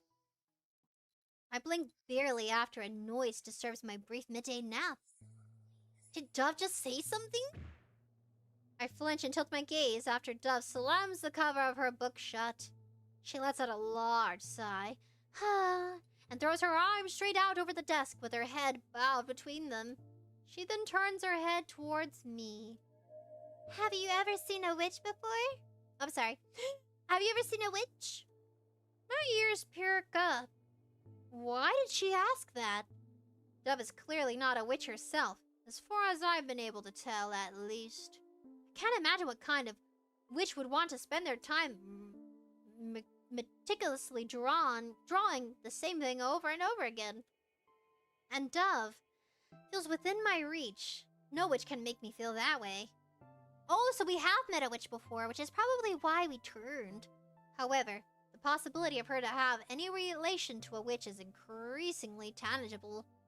Only magic can explain the things this mansion is brimming with. I can't find comfort in a place like this, but avoiding a run-in with a witch has been a blessing, considering the obvious traces of one. Ah, 'cause you were cursed to be a wolf.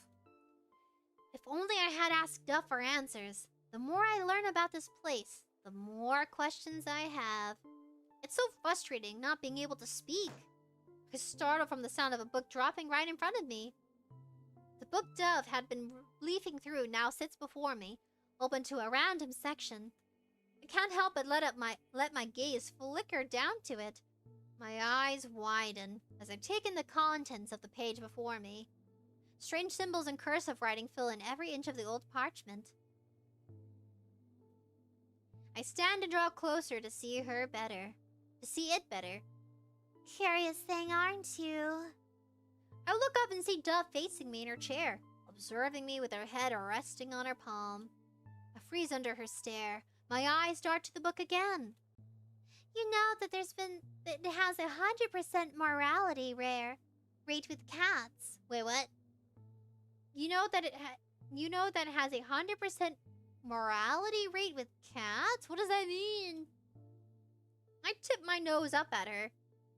Good thing I'm not a cat.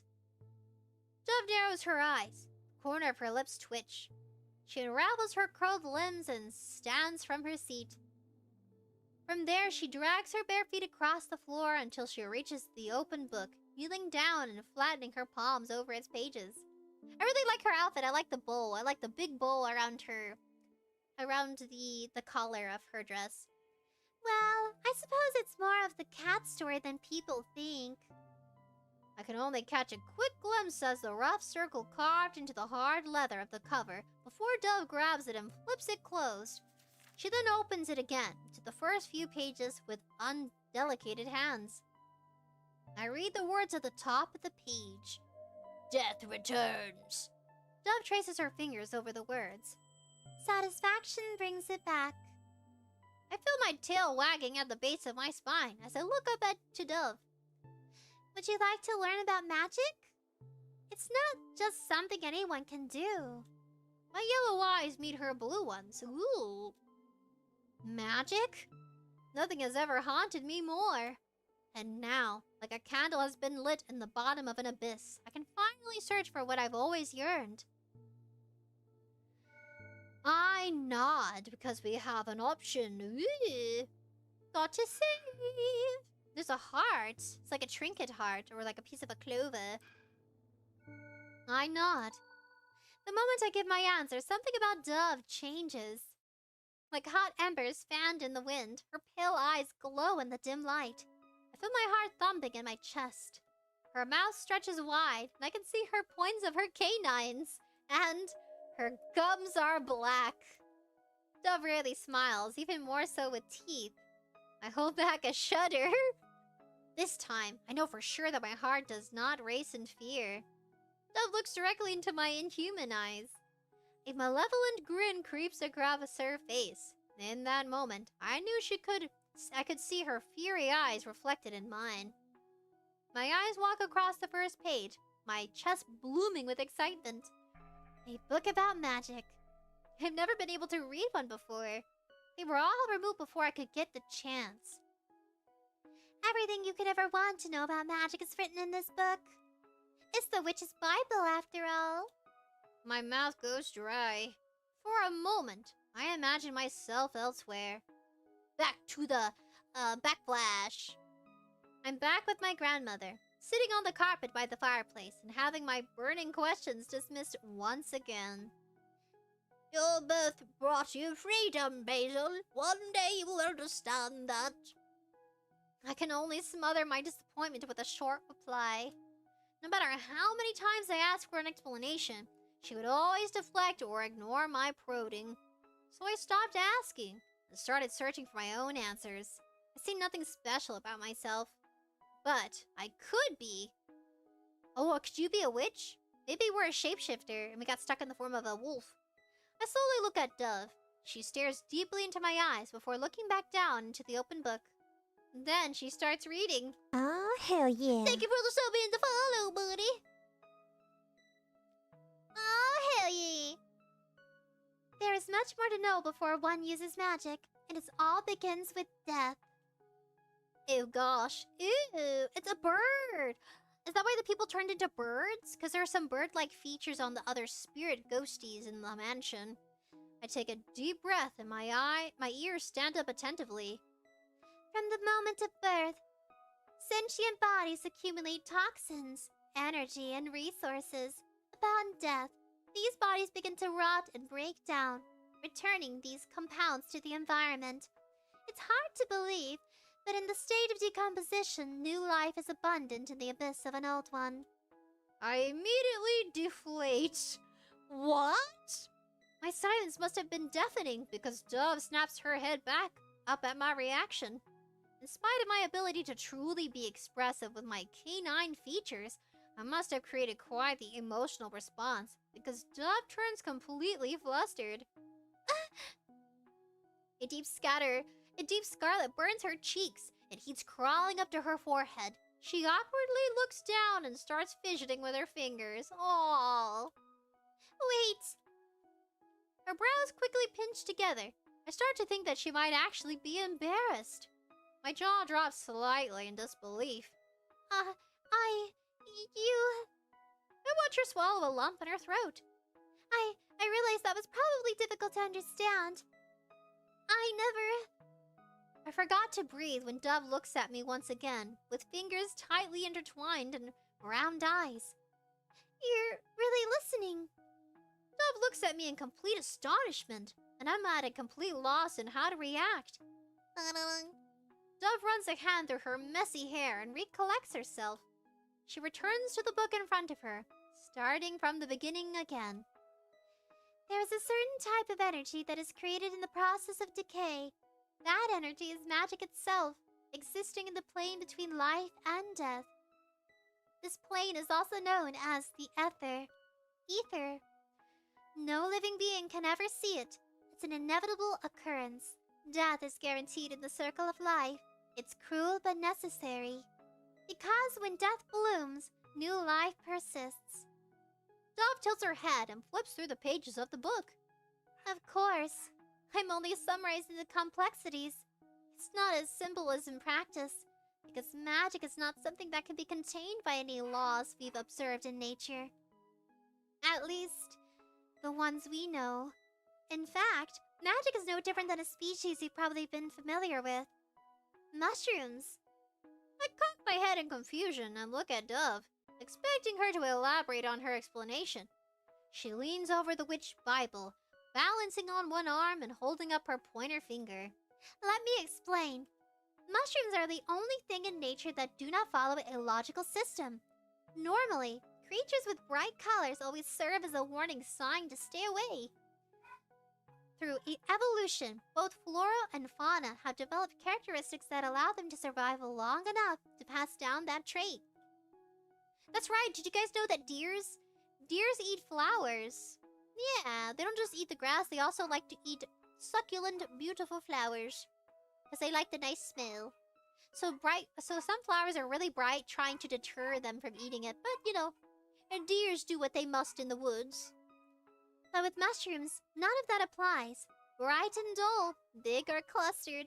You can't tell if a mushroom will kill you based on looks alone. It's true, mushrooms are tricky. And there goes Nudo. Am I? You can't tell if a mushroom will kill you based on looks alone. The only way to find out is to eat it. I gulp. Dove makes mushrooms sound like old gods. But, back to the topic at hand. Dove flips to a new page and I pause at the sight of scratchy doodles that makes the words on the page illegible. Those look like gnomes! Oh, those are witches, never mind. Rotten apple, squigglies, looks like tornadoes, and witchies. Definitely Dove's handiwork. Magic can be unpredictable and unstable. By this logic, areas with little death hold little magic. Likewise, places with an abundance of death hold an abundance of magic. Is that why there's spirits in the house? Because the house is magical? So the accumulated spirits leads to the house being, you know, strange? A strange labyrinth that doesn't let you escape? Like, how long has she been living alone? And you question which one of those ghosties is her mother. Emmanuel! Easy! Hello, Emmanuel! What are you playing? We're playing Dicentra.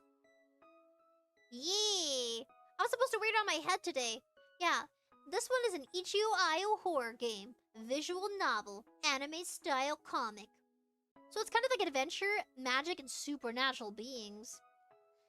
Magic can be unpredictable and unstable. By this logic, areas with little death hold little magic. Likewise, places with an abundance of death hold an abundance of magic. Places like cemeteries. I nod in understanding as Dove continues. It's the reason ghosts love to linger around here so much. Dove crosses her legs and rests her head in her palm. She hasn't been turning the pages of the book, yet she explains everything in perfect detail. Just how many times has she read this book? The real question is who wrote it. Do you think her dad or mom was like a novelist? One of them had to be like related to magic. I've been told that witches become empowered by corpses buried deep beneath their feet. And with that power comes tragic silence. What? Dove's expressions become solemn.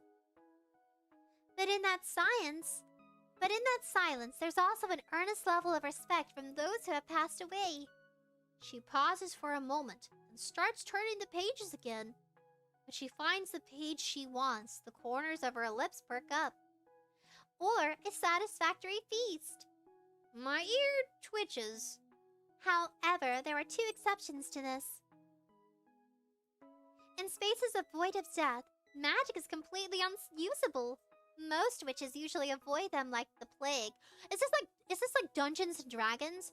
Do you guys ever wonder that in the magical world of like wizards and witches and warlocks, I guess wizards and warlocks are the same, kind of. I feel like warlocks is like gender neutral, but wizard is like male, and then witch is like female.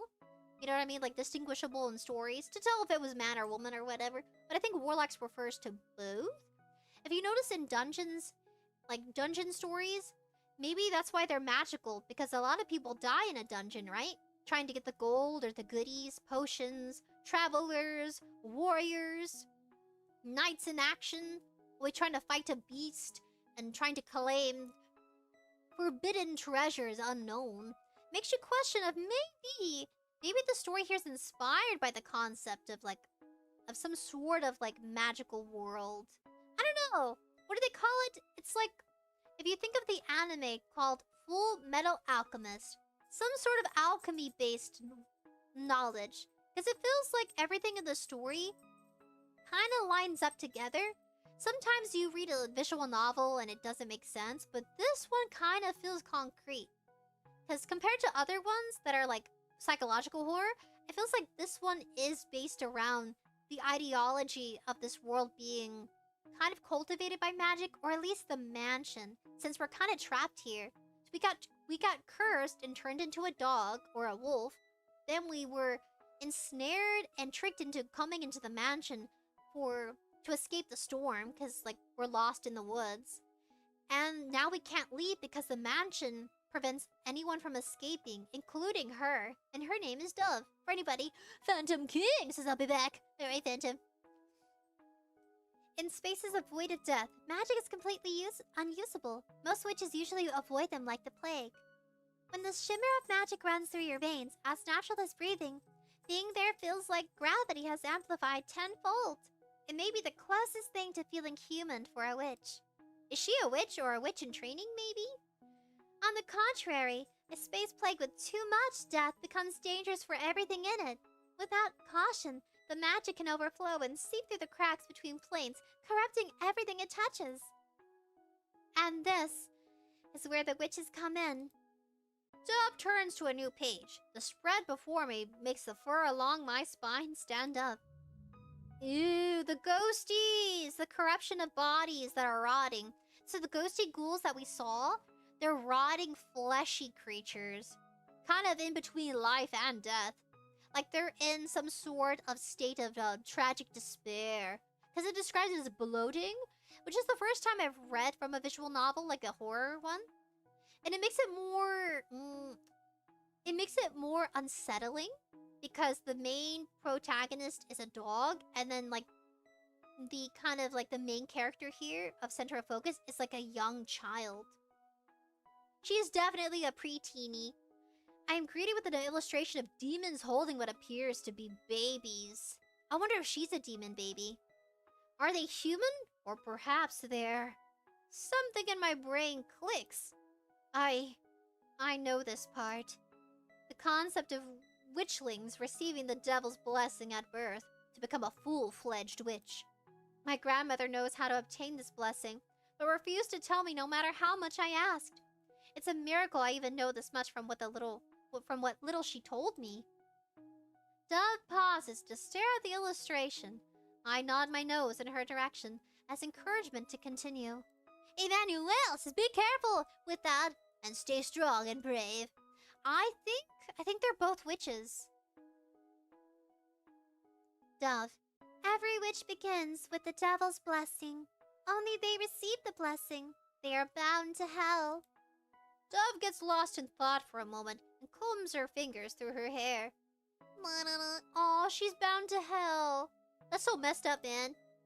Did you know that witches have 3 commandments?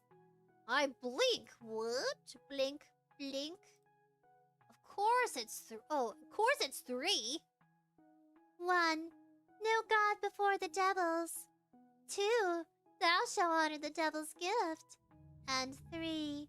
Magic shall never be used without the devil's permission. Dove frowns as she states the last commandment. She didn't mention how witches receive the blessing. I whine in disappointment. Oh. Dove seems to completely misunderstand my reaction. Are you scared? Don't worry. Demons won't be making deals with a little puppy like you. I snorted annoyance. Snort, snort. Ooh, keep it up and skadoosh. Bye, Emmanuel. I love when the panda does skadoosh. I love how beautiful and peaceful it becomes. I do miss Tai Long. We had a kitten who was cross-eyed, and he had a really cute kind of like grayish pattern with spots. And we used to call him Tai Long because he looked like he was straight out of Kung Fu Panda. At least when Tai Long was a cub. But because he had severe mites, we had to give him away. We were itchy for like a year. we had to dust the whole house with some sort of diatomaceous earth, which is like used for pests and stuff. It was like the safest way to get rid of the mites because they're microscopic. So diatomaceous earth cuts up microscopic bugs, fleas, all sorts of little buggers. Yeah. Oh my gosh, for years. For years we had a mite infestation. It's where they kind of dig into your skin. You can't see it, but they're there and they make you itchy. Cadence! Hey, Cadence! I'm so happy you can join us. This game turned out to be a lot more wizardy than I thought. The relationship between demons and witches is symbiotic. Because witches can access their ether, they can utilize magic. The more magic they use, the more magic is involved in hell. The demons who reside in hell can extract that power and use it to create the chaos they love so much. I let out an involuntary shiver. Oh, whoa, whoa, whoa, whoa, says 𝑗𝑎𝑑𝑜. I can't help the anxiety that rises from the knowledge of using magic to provide enrichment for beings that love nothing more than trouble. Trouble, trouble, watch it boil! Isn't that what they say in some witchery movies? Trouble. Yeah, trouble, trouble, boil, boil. I think it was in Harry Potter too! Where they do some little cool little spells, and it was one of them maybe just for fun. However, witches don't just exist for demons to live voraciously through them. They have the responsibility of keeping magic levels in balance. Not so boring to talk about, though. The most important thing in this book are these. Ooh. Dove shows me a page filled with magic circles. Using magic is a little different from fairy tales. You can't just conjure something from nothing with the wish of your hand. Nothing without a couple of steps, at least. Magic is... it's far more similar to... Dove taps her index finger on her chin. Oh, it's like baking. I feel my brows pinch in confusion. Magic is like making cakes?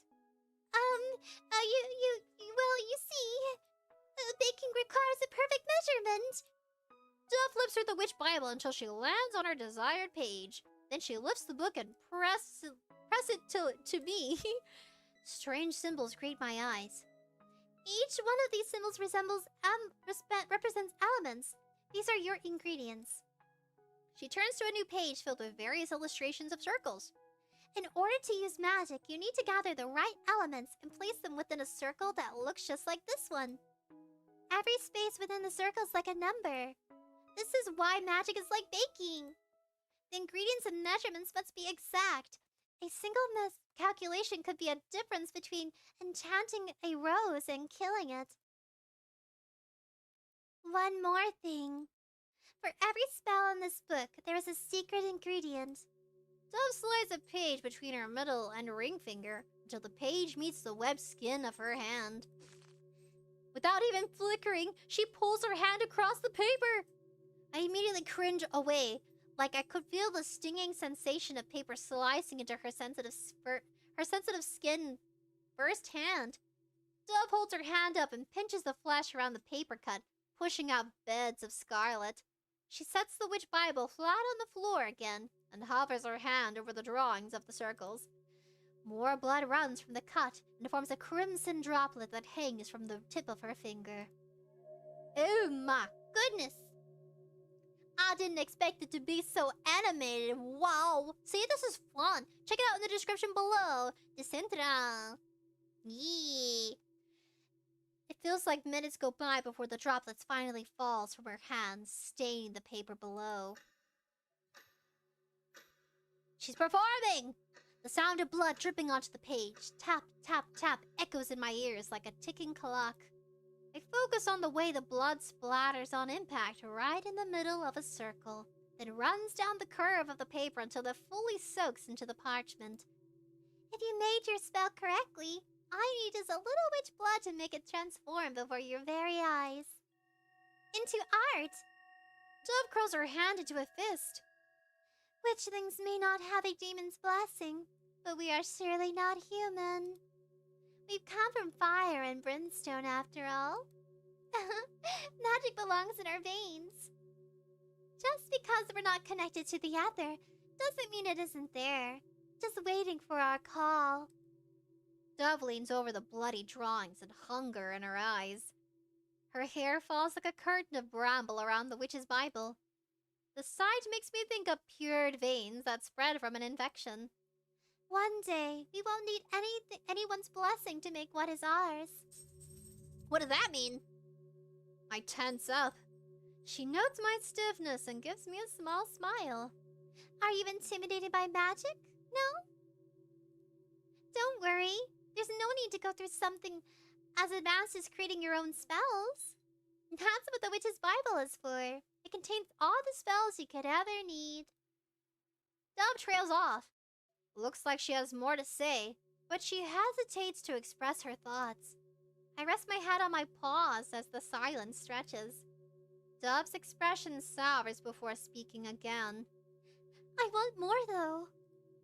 My head lifts. These spells aren't enough for me. She narrows her eyes at the witch's Bible and smooths the parchment with her hand before crumpling it into her fist. I blink in surprise. Witches are brave enough to walk through the earth as hosts for parasitic demons in hell, and yet... Dove looks down at her open palms. Her gaze lingers on her wound, blood now clotted. She starts raising her voice, and I flinch in response. And yet they find themselves to many rules. They can't use magic. They're the only ones that can use magic. All the possibilities in the palm of their hands. But what's this?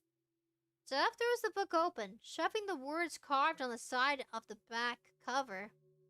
Do not use magic on people. Do not waste magic with minuscule pursuits. Always keep magic levels balanced. Never take too much. Whoa! Oh, she's turning! Oh my god! She's turning on us. Her face contorts in a frustration with every line it reads. Every line she reads. Perfect. They smother themselves. They make themselves so small. They do not pursue progress. There is only tradition this and tradition that. It drives me mad. Dove suddenly grabs the witch Bible and violently throws it. I jump out of the way as it bashes into a wall. A flurry of papers erupts when it slams onto the desk beneath it. Dove stands, huffing out short breaths and clenching her fist as pages flutter down around her like snowfall. The sight is haunting. It's like seeing a glimpse of a dove tree from the walls that contain her. Everything you want to know about magic is written in the Bible. But I want more. As I watch the papers flutter to the ground, I notice something written on all of them. Alchemical components stretch with impatient scrawl litter everywhere I see. The symbols and circles look nothing like what I had seen in the witch's Bible. Dove mutters something to herself. I'm not afraid of like they are. The temperature around me drops. I almost expect my breath to cloud my face when I exhale. Just what is Dove trying to create? Dove drifts back to the desk, but she doesn't sit back down. She just stands there instead, completely lost in thought. I look around the room, feeling awkward in the silence. Eager not to sit in for a second longer, I stand and get ready to wander off. I turn back and give Dove one last glance before trotting away. I wander around the library, observing the piles of dusty books on the floor and worn spines that crowd the shelves. One book in particular captures my attention. I take nimble steps closer to inspect the strange object, hugging a book on a bottom shelf. It resembles a spider with long and bony appendages that stretch around the cover. Something about it fills me with unease. I start to back away when out of nowhere, I'm thrown onto the floor and the air is knocked out of my lungs. I let out a yelp, quickly realizing that was a mistake. Something wraps tightly around me, constricting my movements and making it difficult to breathe. The more I struggle, the tighter the grip becomes. My eyes begin to sting as I catch a glance at the strange book I saw earlier. The cover is now bare, The spider-like object that had been wrapped around its spine is now crushing me with its limbs. Footsteps rapidly reach my ears, and I see Dove appearing around the corner of a bookshelf. I could see the look of surprise etched on her face. A strange reaction to seeing me get crushed to death. I thought I got rid of that. She finally shows panic when I let out a panicked bark. Dove rushes over and drops to her knees. I can feel her bony hands trying to dig under the spider legs, but it digs into my flesh in the process. She pulls her hand back and bites her lips. I then feel her grabbing me again and hauling me into the air. Just hold on. I can fix this. Her confidence is betrayed by her wavering voice. Is this it for me? It's a miracle I even made it this far, at least. My breathing quickens. No! I don't want to die like this. You have fangs, baby. Use your fangs, Basil. I thrash my body in Dove's arms, fighting back against the constricting creature. Time to bite! I hope. I can feel my vision turning fuzzy as Dove bursts into a room I've never been in before. She slips on something that sounds like paper, sending us both tumbling onto the floor. I let out a weak cry while Dove lands hard on her hands and knees. The spider continues to tighten its grip. Dove wastes no time running over to a shelf to rifle through bottles and drawers for something. She finally finds what she's looking for. She quickly reads a tag attached to it and hurries back to me. I see her uncork a bottle with a swirling purple liquid before pouring its contents onto me. I feel the searing heat drip onto my skin as the spider screeches.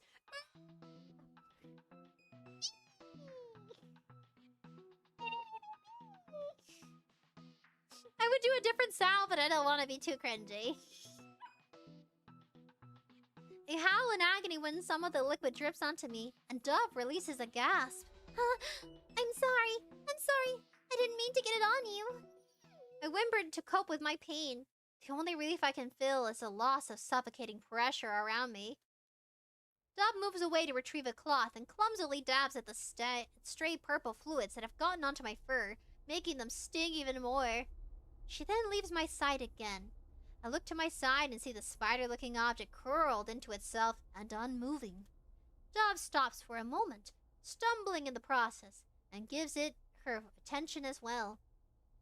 I'm not sure how I expected her to feel over the aggressive little creature that almost killed me, but the face she makes catches me off guard. She looks like she's in mourning. Dove nudges the spider with her foot. I hold my breath in fear that it will spring back to life and make a second attempt to take my life. What a shame. My head perks up. That was my first successful spell. My blood runs cold. What does that mean? You've seen quite a few of my spells already by now. Dove looks down at her hands and starts counting fingers. Are the spirits a spell she's done so she's not alone? The rose bush, the viper cage, the book spine. The sound of something tapping against the glass makes me snap my head around. Up on a shelf, I spot what seems to be the source of the noise. Crimson-cloaked moths thrash around in a jar. Dove also looks up at them. Those are mine as well. Aren't they cute? Cute, aren't they? I gave them the raw meat you didn't want to eat, so they probably are hungry again. She gives me a small smile, and nausea ripples through me. These things are a success to her? She created those horrific creatures? That shouldn't even be possible. Dove can't use magic. Can she? No, I doubt it. I feel my mind racing. If she was not the one who created them, then who did? Maybe her parent? Maybe her mother? Maybe that really cool ghosty lady? The one with has like her guts dripping out from her chest? I hear Dove fuss around the room once again, and I take in my surroundings. It appears to be some kind of study or a lab. Shelves and cabinets line the walls, filled with jars and bottles. The air is thick, and the strong smell of herbs fresh and stale all at once. It's so overwhelming. When I look at the very back of the dark room, I let out a yelp. Light pours in from a small window and disturbingly outlines an arrangement of skulls around a dark frame, like a shrine. It looks like a mirror, but the surface of the glass is dull and doesn't reflect anything very well. The eye sockets of the animal skulls are shrouded in shadow, but they give me a creepy sensation of being observed. Ooh! A familiar feeling I brush off with a full body shake. It's a witch's shrine! Dove's voice frightens me out of my thoughts. She kneels beside me, looking conflicted. Her hands in a small jar. In her hands is a small jar. With a twist of her wrist, she unscrews the lid, revealing a pale green paste inside. This will help your burns. I cower away from her touch as she tries to reach for me. I crash into something hard as I hide underneath the nearest table.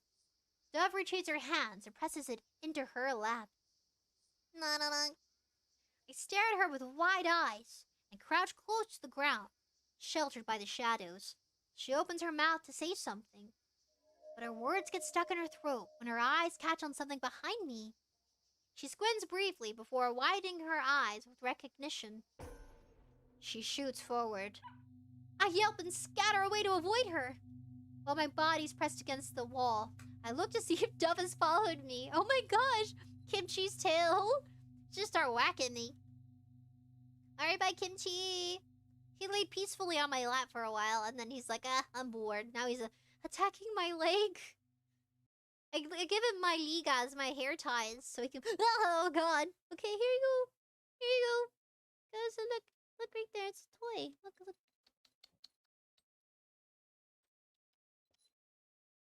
Alright, I have rescued my feet and legs from Kimchi's grasp. I get her in my sight, and her focus isn't on me at all. In fact, the mysterious thing under the table has her completely distracted. It scrapes against the floor as it drags out. A box. Ooh, it's beautiful. Rose and thorn motifs decorate the smooth, dark wood. Dove regards it open-mouthed, then snaps the chest open so abruptly that it tips back slightly. She slowly pulls something out of the box. I take a small step closer to see it more clearly. In her hand is a small, bloody pouch. I read a single word on the label attached to it. Babble. I feel a chill crawl up my spine. Ooh. What is that? I swallow heavily as I begin to imagine the worst. Babble's one of the servants. Or at least one of her relative ghosty ghouls. It couldn't be. I pad up to the box and shriek back when I see the contents that lay in its red velvet lining. Probably one of her other spells. Bile rises in my throat at the sight of human remains. My eyes dart between the objects in the box. A clutch of dark hair tied together with a ribbon, a small bone, and another bloody pouch, all with paper tags attached to them. I don't need to read the rest of the labels to know what's written on them. Names. The names of all the ghosts that haunt this home. Except for one. Dove still holds Babble's pouch in her hands. A blank expression paints her face, but with closer inspection, I can see a faint tremble in her hands. She quickly tosses the pouch back into the chest and slams it to a close. She slides back under the table, then stands up and makes her way out of the study. Oh, it's Kimchi. I was like, who's under the table? Kimchi. I stand there frozen. Oh, it's Noodle! Noodle's under the table. Under my table. Noodle! I stand there frozen, briefly forgetting how to move my feet. Eventually, I trail out behind her. Reluctantly so, because I don't know what else there is to do. When I step out into the hall, Dove is nowhere to be seen. I look around, searching for a sign of where she might have gone. Everywhere I look offers no hint. I whine when I start navigating through the confusing hallways as best as I can from memory. Eventually, I find Dove's bedroom. Dove is not here. I find myself feeling relieved and troubled. I walk over to the spot I slept at the night before, drop down and listen to the noises of the house until I fall asleep. It's dark when I wake up again. I look around. I don't see nor hear a sign of Dove. A knot in my stomach forces me to get up. Being unaware of Dove's whereabouts fills me with anxiety. Being near her makes me feel like the horrors are with me instead of against me. I return to the labyrinth of the hallways and walk around, keeping my senses alert. I start to reconsider my decision to walk around the mansion at night again, especially alone. Evening seems to be the time when she likes to walk around. As if I had spoken to her, into existence. A wet drag comes from behind me. I freeze in my tracks. There's a familiar tapping sound nearby. I see the hidden door leading to the roof next to me. I don't bother looking behind me and head straight for the door. I go straight up the stairs and then to the roof. Unlike the last time I was here, a clear night sky spans high above me.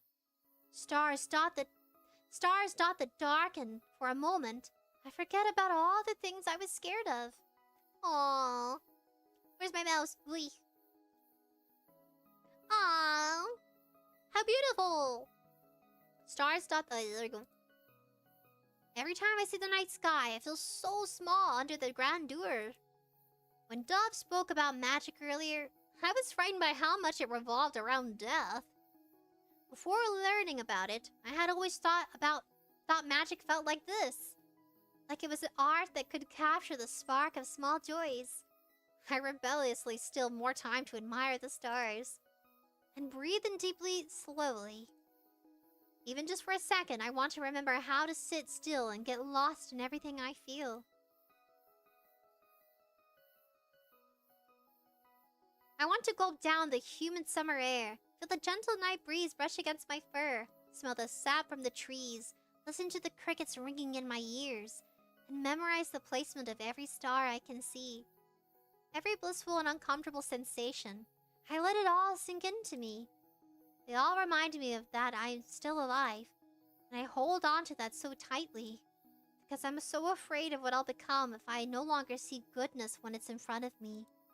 The longer I stare at the sky, however, I squint.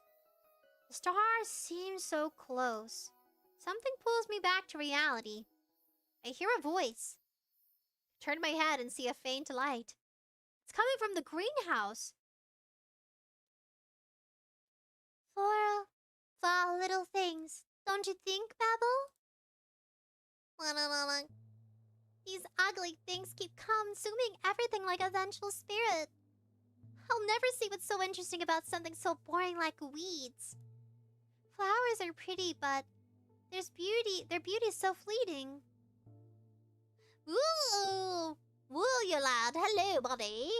Thoughts on the board, Crisis? I don't know what it is. What it does? Apparently a sun exploded. Ooh, what? And we should be able to see it by the end of what? We should be able to see it by the end of a month or something within the year. For real? A sun exploded? Dang. That's news to me. It's crazy. You know what? I have a story to tell. I know we're like tuned in. But a few years ago, when I was saying goodbye to relatives that had came for a visit, I look in the sky by the door, you know, the doorway window leading out to the front of the house. And I saw this really bright star, and it got brighter and brighter, and then all of a sudden it was gone. And I went to ask my tío, like, what does that mean when a star gets really bright and vanishes? Then my tío chuckled and laughed and said, the star probably burnt out ages ago or exploded, and all you saw was the fading light of what was left of it. Because it takes a long time for it to reach you, right? Sound and light travel at different paces. I believe light travels faster than sound, right? Or is it sound that travels faster than light? It's one of them. Correct me if I'm wrong. I'm a little confused. But yeah. So my tío was like, no. He's like, that just means the stars, you know, finally lived its life. And now it's gone forever. Something like that, but it was crazy. It happened in seconds. Like, it happened in 1 second. I'm like, I swore I saw this guy lit up for a moment. And then it just vanished. It made me cry. I was like, the star's dead. I was like, stars are little suns, right? And little solar systems out there scattered in the universe. So it felt like a whole other world and universe ended when the star vanished right there and then and there. True story. I'm still in disbelief that I witnessed it. That it happened so quickly. I was like, dang it, I should have had my phone out. But you notice that technology works really bad at night? Like, you can't take photos or nothing? The camera is, like, really poor quality. I don't understand that. But I noticed it. I made note that I can't really do much with my phone. Like, take pictures of stars. Sometimes I think it's I think it's some sort of way of preventing people from capturing things at night. You know, like UFOs or something like that. I don't know. Like, intentionally, the camera is really bad only at night, but is great during the day. It's like a weird update or some sort of programming, and I think it's intentional, but I don't know, that's just a theory. Muerto says, also, apparently it happened before B4, and China recorded it. It apparently lasted 3 days. That's crazy. That sounds so beautiful, but also sad. Flowers are pretty, but their beauty's so fleeting. I try to make these ones last longer, but they still end up dying when they're cut from their bush. I enter the greenhouse quietly. Dove stands by the giant rose bush, the lantern at her feet. Meanwhile, Babel busies itself nearby with a watering can. Is this where she's been all day? Dove hasn't noticed me yet. She takes a peek at Babel and makes a downcast face before looking back at the roses. Babel, do you remember when you let me plant seeds to grow tomatoes? Dove prods at a rose bulb and pulls her hand back before it can sink its teeth into her flesh. No matter what I did, or how much you helped me, I couldn't even get it to bud. Babel gives no response. It quietly sets his watering can down and starts meticulously weeding the flower beds. You still put in so much effort to take care of these silly little plants.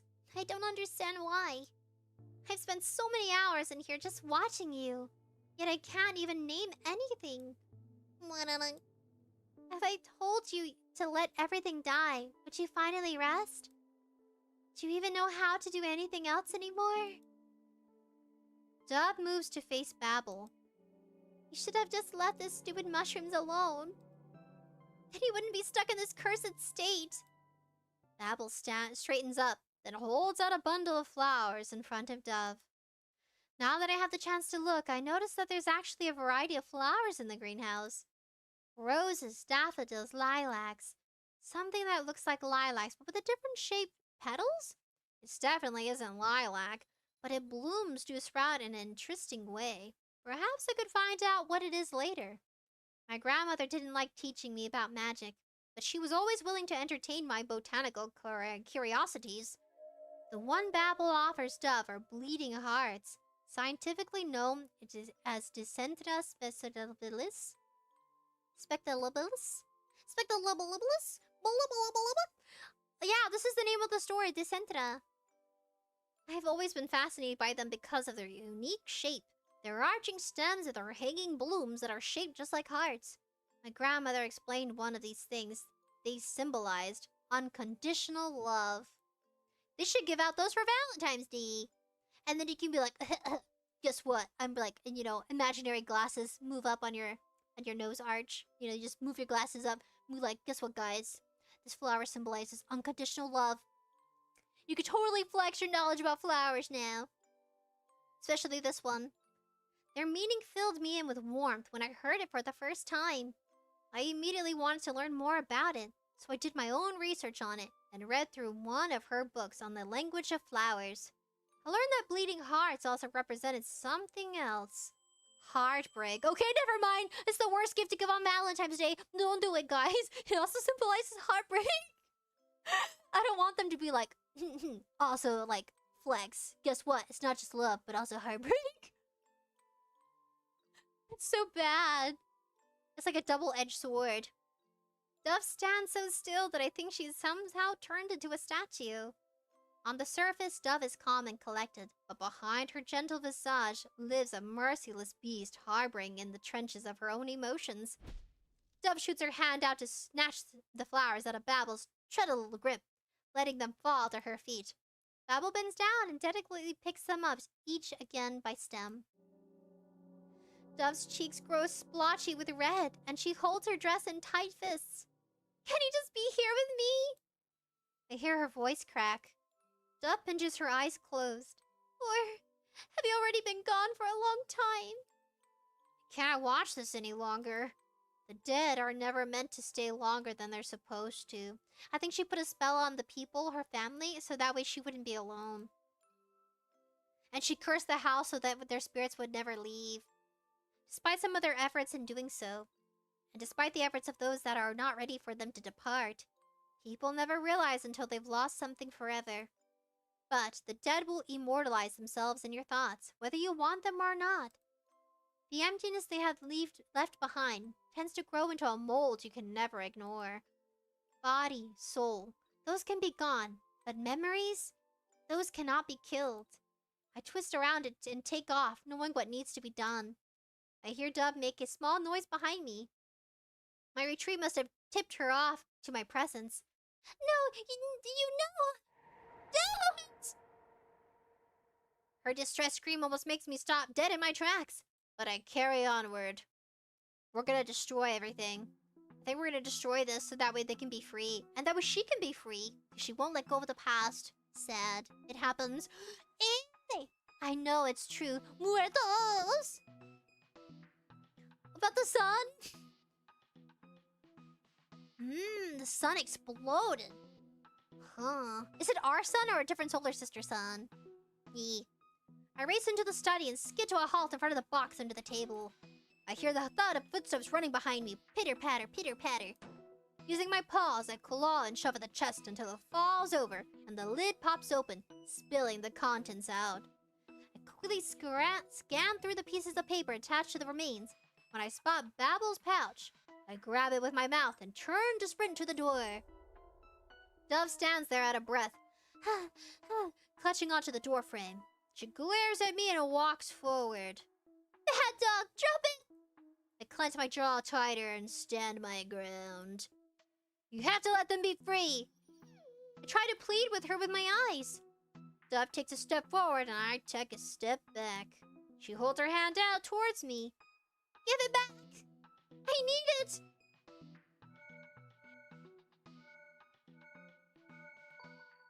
I stare at Dove's hand, but something behind her catches my eye instantly.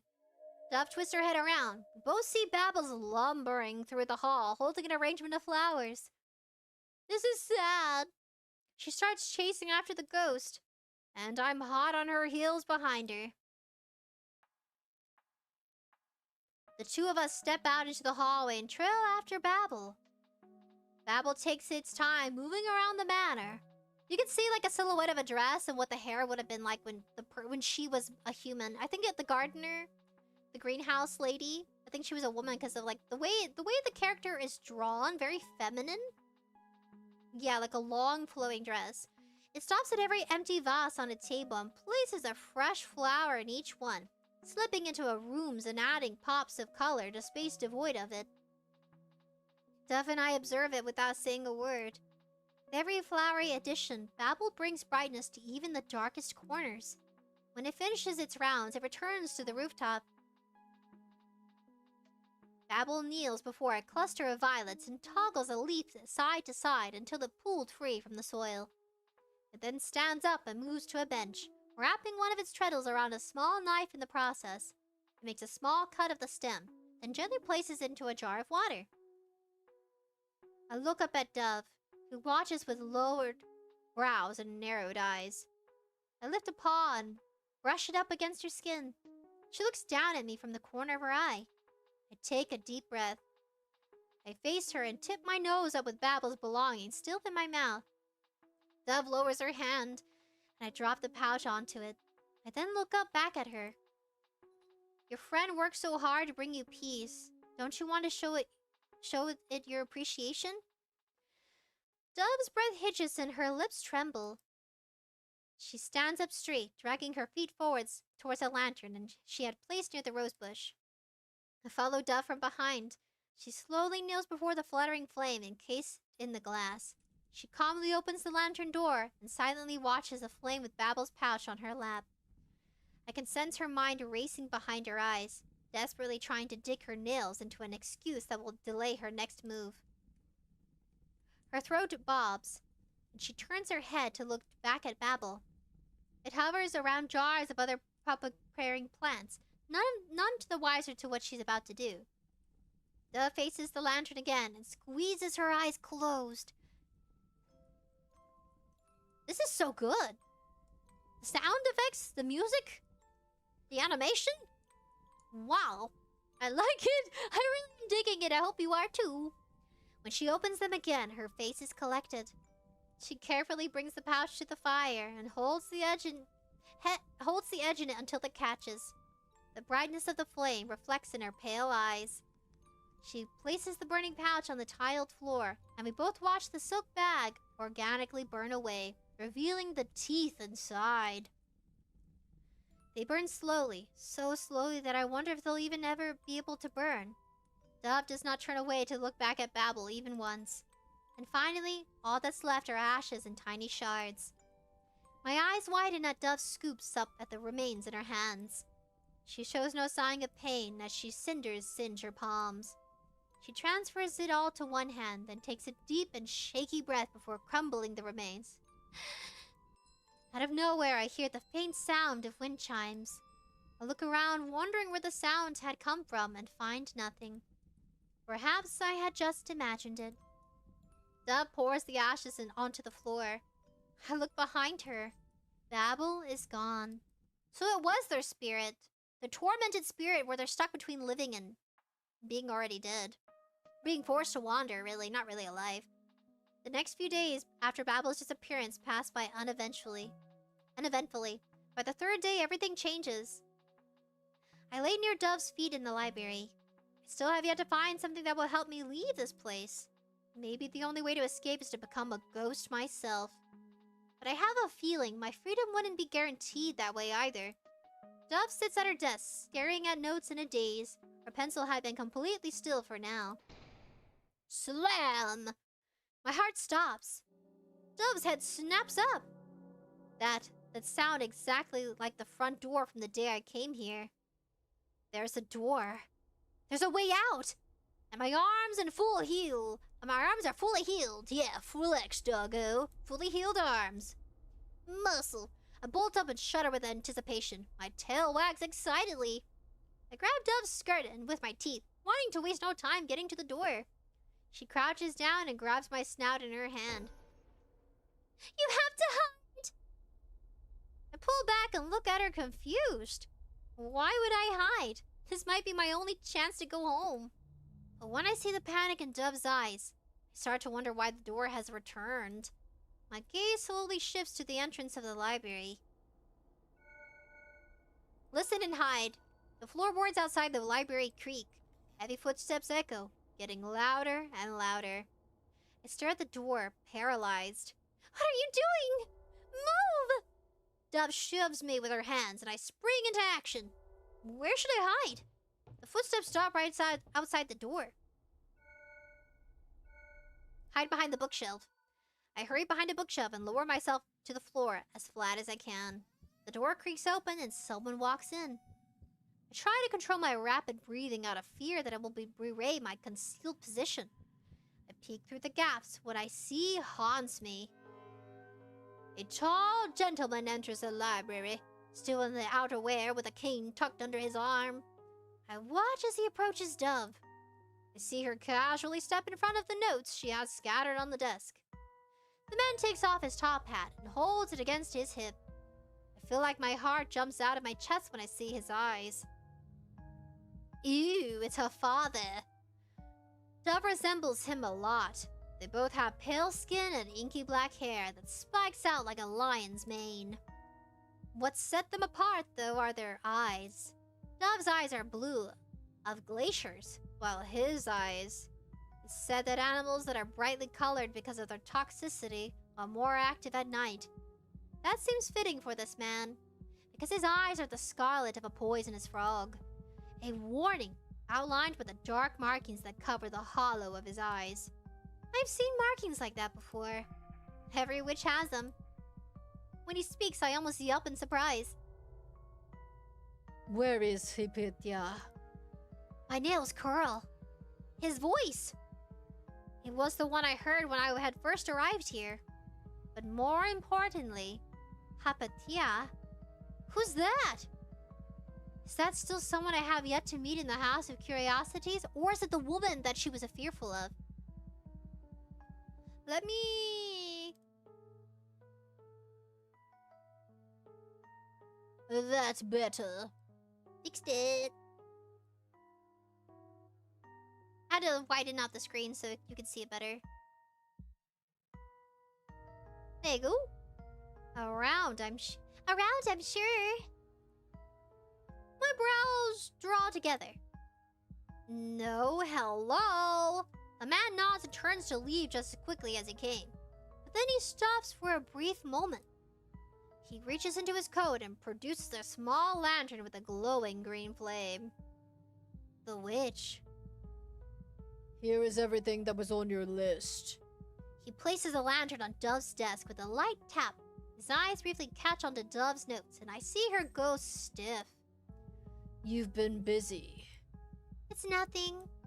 Of course it is. The man steps away and makes his way to the door again. You should know better by now. He gives Dove one last glance. Why don't you find something better to do instead of wasting your time? Dove's eyes tweak, but her overall expression remains blank. I stare in disbelief as he leaves without another word. Once he's gone, Dove stands rooted into her spot. Her face is blank and her eyes are unfocused. My ears twitch and follow the new noises in the house. Footsteps fade to another section of the mansion. I can hear the sound of a door clicking to a close. Dove finally moves again, picks up her handle of the lantern. She looks down right at me as I meekly come out of my hiding spot. Let's go quietly. When we get to the kitchen, Dove places a small lantern on the table. Then she opens the glass and blows out the flame. Smoke begins to fill the room. It clouds the kitchen so quickly that I don't even have time to hold my breath. I expect a dry burn in my lungs, but instead, the smell of pituitary tickles my nose. When the smoke clears, boxes, bags, and crates have appeared out of nowhere all over the table and floor. My eyes widen in awe, and my tail starts wagging excitedly. I start sniffing at boxes and peeking into bags, while Dove starts digging through the crates. I sit and watch as she pulls out shiny new iridescent bulbs and set them down to the kitchen table. She opens up everything before she starts sorting them. Out of one box, she pulls out a new dress and polished shoes. Wool! They're both pretty and frilly, but Dove gives them a sour look and shoves them back into the boxes before moving on to the next thing. I remember the witch had mentioned getting everything on a list, to which I assume was prepped by Dove. Is the new fashion not in her style? Or were they things she didn't ask for? I haven't seen Dove wear anything besides her sleepwear. She probably doesn't see the point of getting dressed, considering all her activities are forcefully indoor-based. In another box, she lights up at the sight of new books. She fans at the pages and takes a deep inhale. Her face lights up with glee as she basks in the new book smell. Ah. She gathers all the food and sorts them into separate piles. One pile for the cold cellar, the other for the pantry. She pulls something out of the paper bag and her mouth stretches into a big smile. She then looks down at me as I tilt my head in question. I'll treat you to something tasty today. Dove flashes a quick glance at the hallway and then crouches down. Follow me. Be the light on your paws. And be light on your paws. Dove starts down the hallway, bouncing on the balls of her feet with practiced ease. I feel uneasy about this new need to sneak around the house. I've been here long enough to the point where I'm almost used to the monsters that live here. But now, I'm learning that these monsters have something to be wary of. When we enter the greenhouse, Dove stops at the entrance. I look back at her in confusion. Her eyes stare blankly. I can see her pupils move around the room in search of something. Her behavior sets me on edge. Turn around to see if there's someone or something here in the greenhouse besides us. 𝑩𝒆 says, need to check it out. See y'all next time. Thank you, 𝑩𝒆, for coming. There's no one else, nothing. I glance back at Dove. A line forms between her brows before she continues making her way in. She passes me and silently heads to the violets. Once they're right out in front of her, she bends down, reaching for them. Bork! I bark in surprise when she starts ripping them all out. This is probably the last time I'll get to eat this. You should appreciate Babel's hard work, right? My ears go flat. I stare at the uprooted flowers that has obviously been raised with so much care. Everything here is most likely going to rot away. Dove doesn't seem interested in plants. I can't really picture her spending every day here pulling out weeds, knowing how much water every plant needs, or even knowing what fertilizer is. I think she would rather draw the same statue 1,000 times. It feels like such a shame. Once Dove has picked out all the violets, leaving the soil bare, she stands and gets ready to head back. I try to memorize the side of the vibrant garden as much as I can before I'm forced to catch up with Dove. Dove pauses awkwardly. Again when we enter the hallway. Time to save! I freeze up. This time, I really think there's something dangerous up ahead. I cautiously peer around Dove's legs once again. There is nothing. I snap my head back up at Dove. Is she messing with me? Dove continues moving like nothing happened, and I slowly trail off behind her. As we continue walking, we pass by a small window.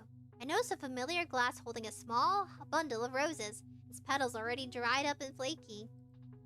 My mouth goes dry. We arrive back in the kitchen. Dove starts gathering ingredients and ripping the violet petals from their stems.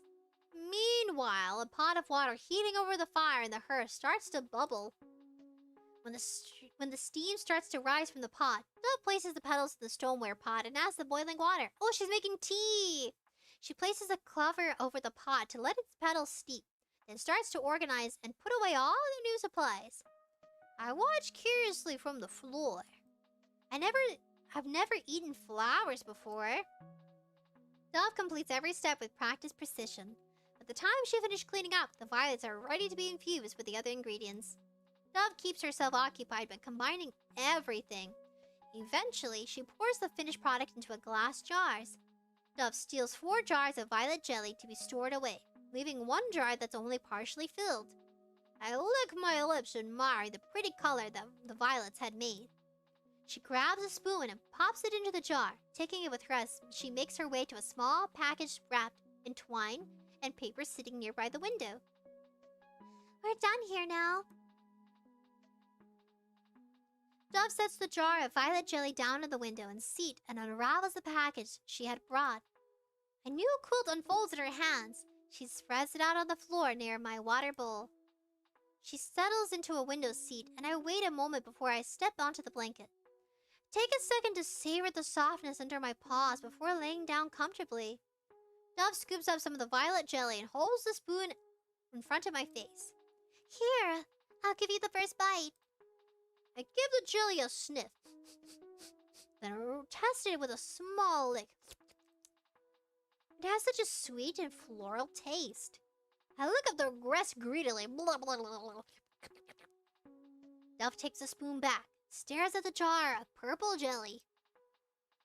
As the sky fades to an all-consuming darkness, I gaze at the sheet of stars one last time before I curl into a ball.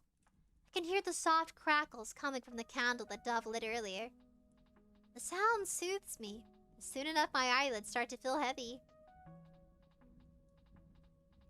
I rest my head on my paws and curl my tail around me. I hear Dove's spoon scrape into a glass jar. than the sound of someone sniffling. Dove son.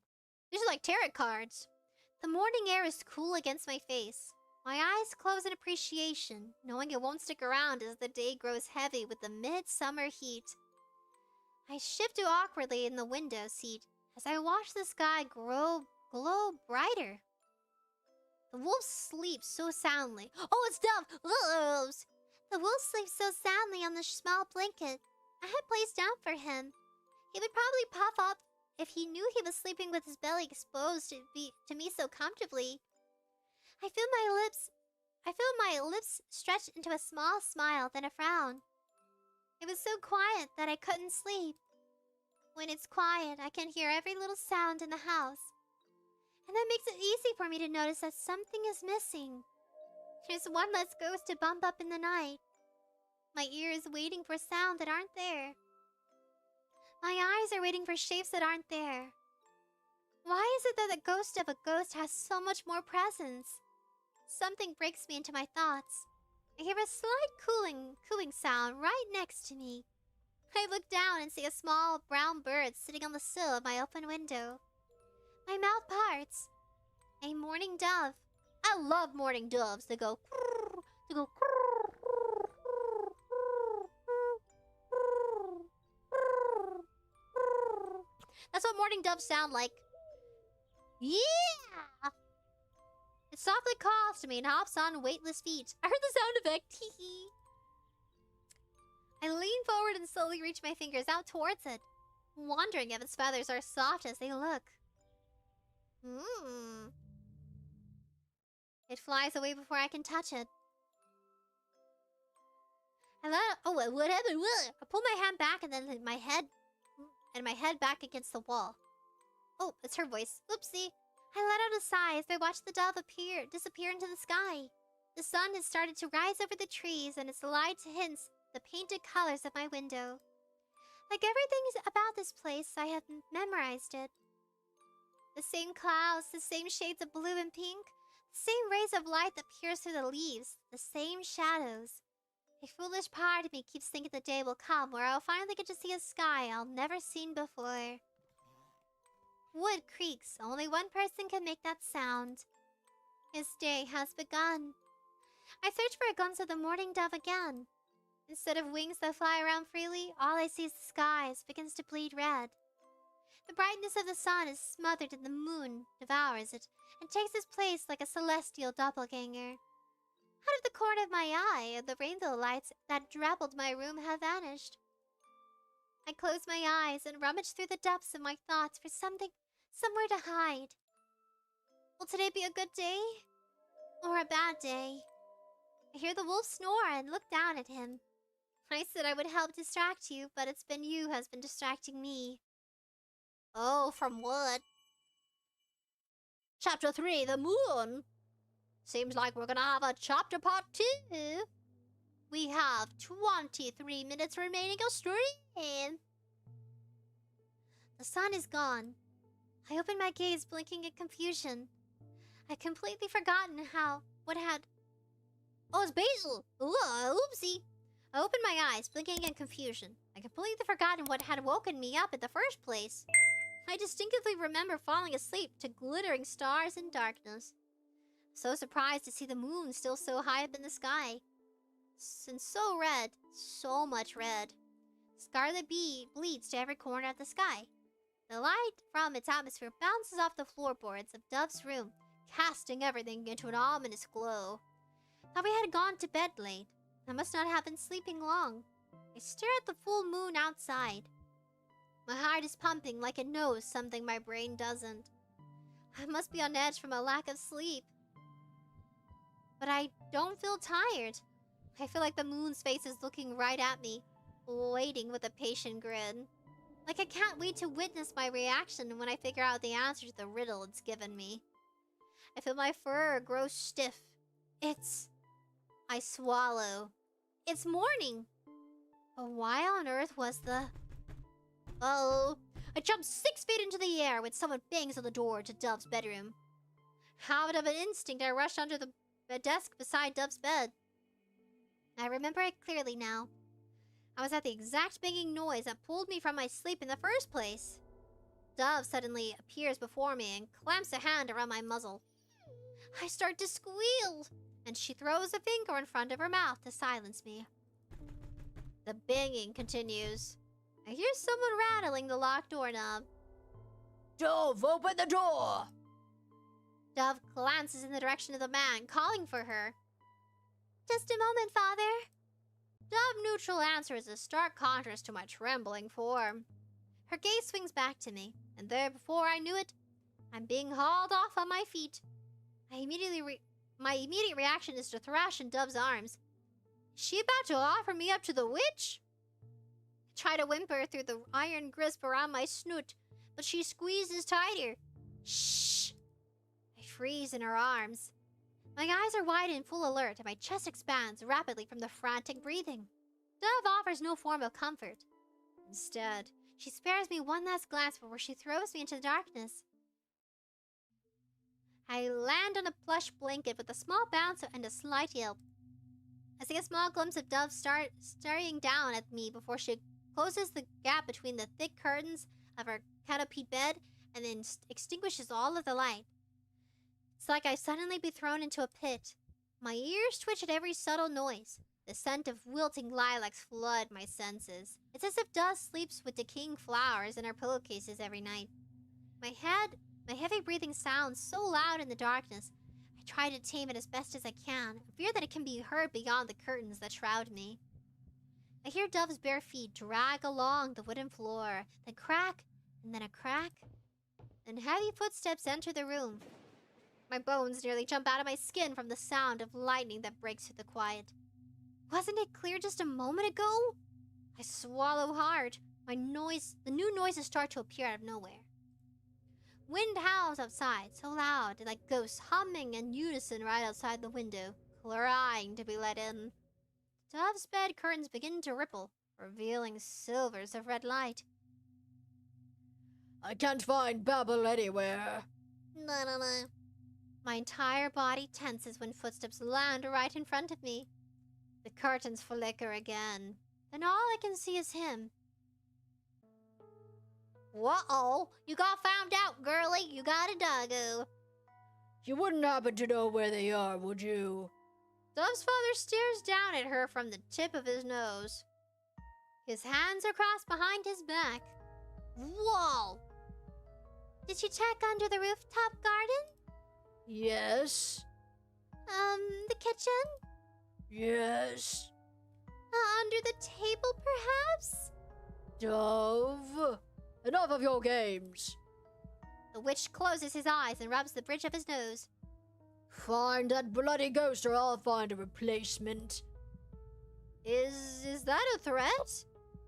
Yes, father.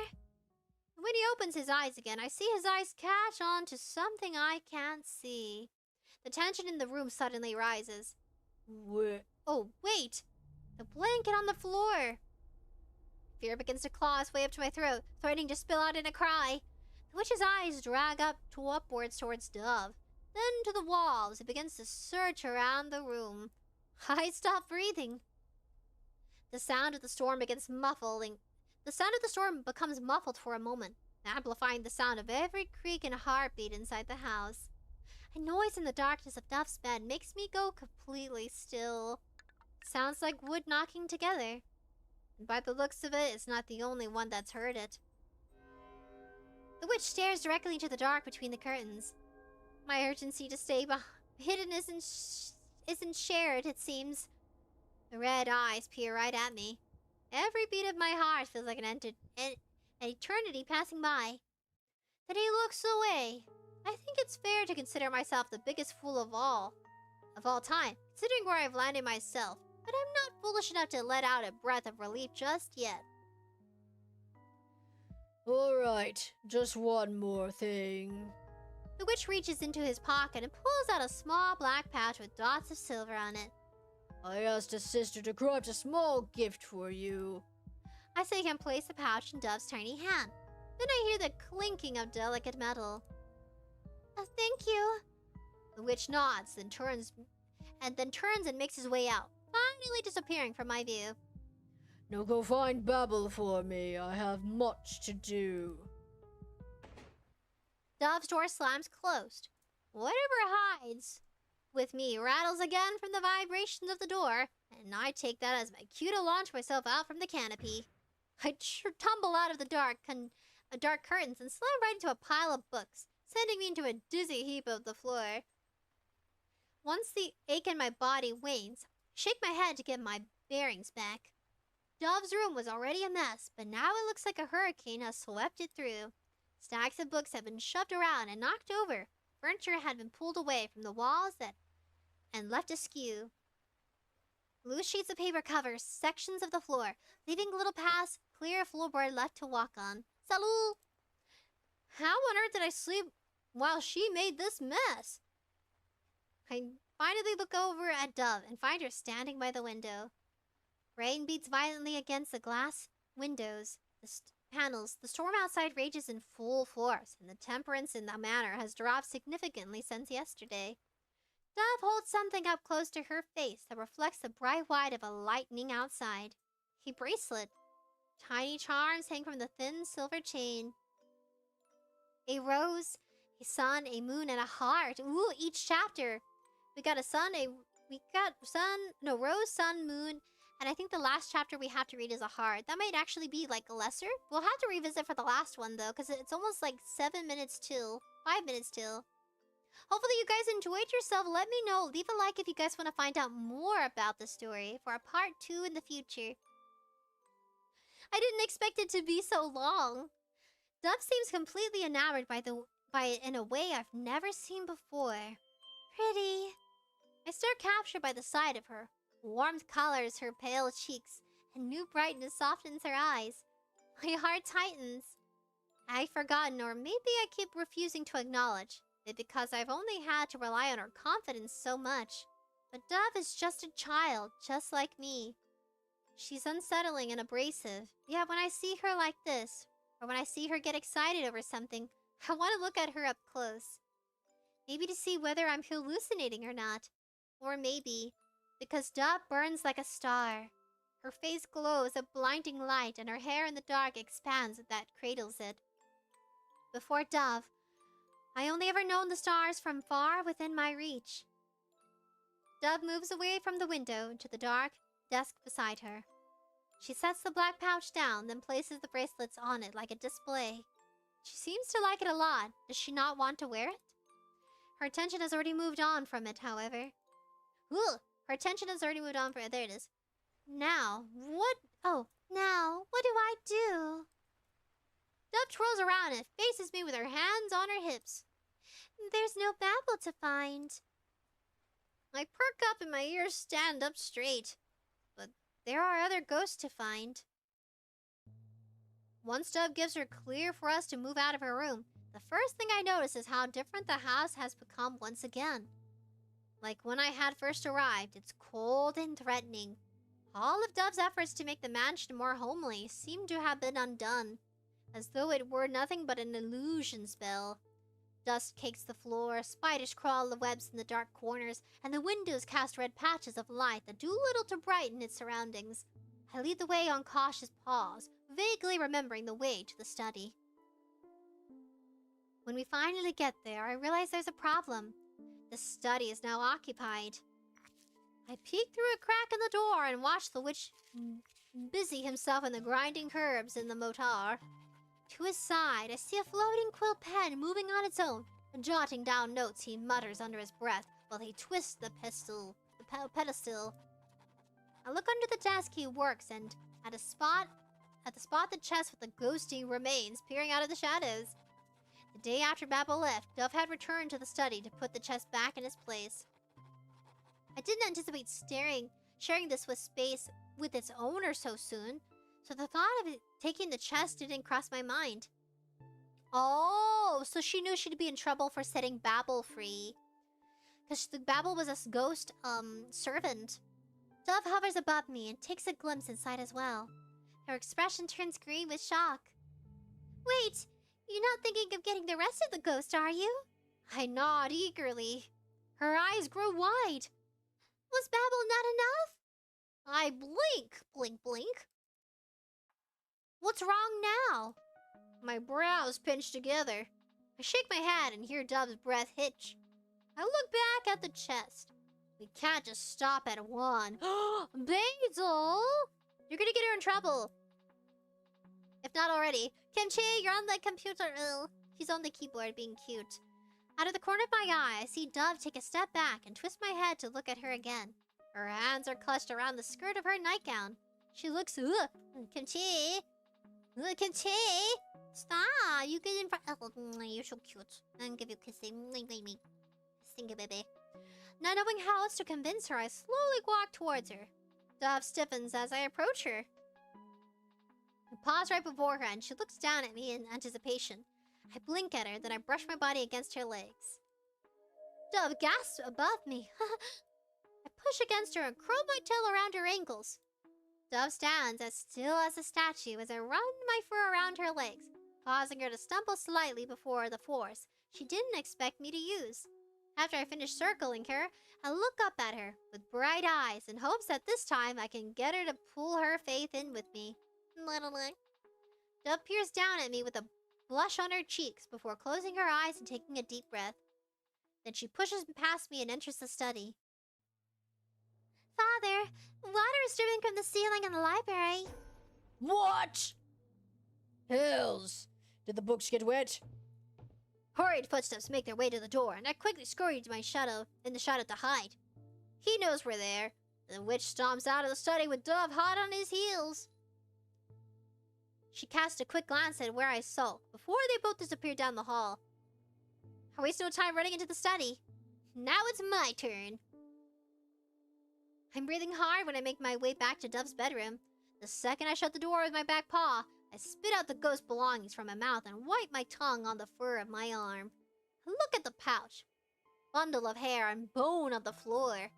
Oh gods, I hope that wasn't disrespectful. I twist my head and search around the room. Dove hasn't returned yet. Gotta save. That's a lot of saves. Probably necessary for many playthroughs.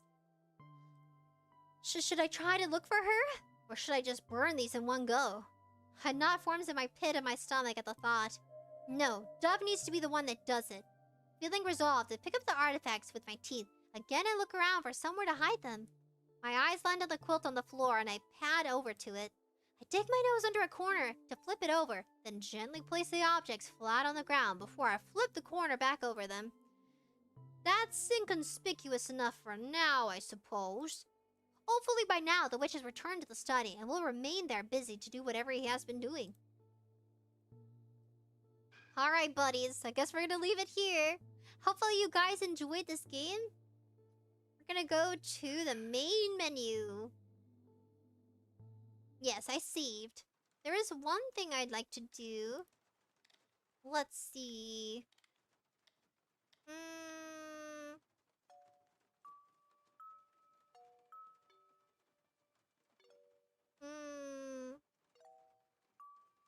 I guess I really can't, can I? Maybe. Oh, wrong one.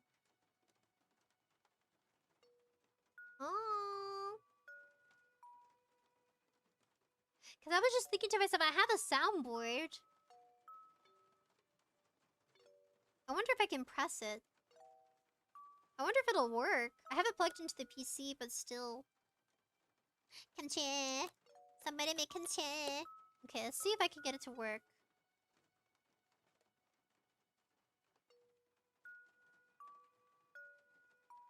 Interesting. Maybe not? I wanted to give them a round of applause. Dicentra. I think it's a really quirky, cool adventure horror game. Hopefully you guys enjoyed it.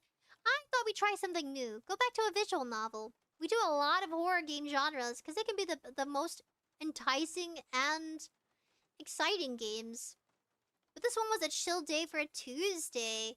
It's August, which is crazy. When was the last time? Yeah. Well, Saturday.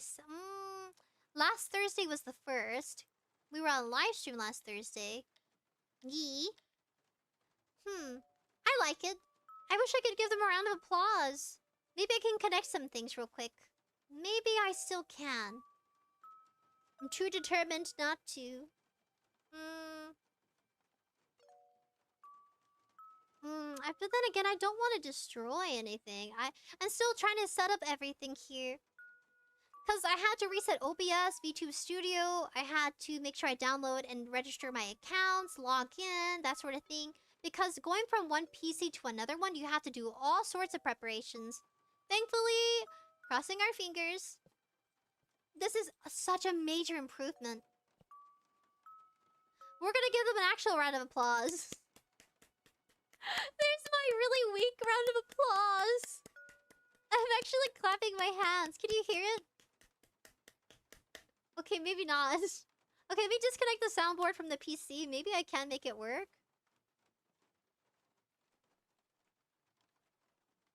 Hold the power button.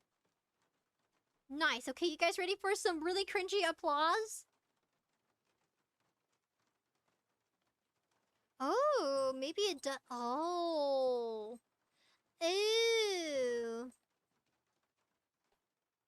Does it not make sounds unless I... That's crazy. I have a soundboard, like an actual soundboard. Oh. Oh well, I guess I'll find it on my phone real quick. You know what? My little, really... my little round of applause. Hopefully that'll do. Oh goodness, I'm so not used to this. Well, we got a blooper, guys. We got a blooper. Well, leave a like if you guys enjoyed this quirky, cool adventure horror game, exploring witchery and alchemy, and a little girl who has a mysterious past and a really strong belonging to these ghost spirits that she now is considering setting them free.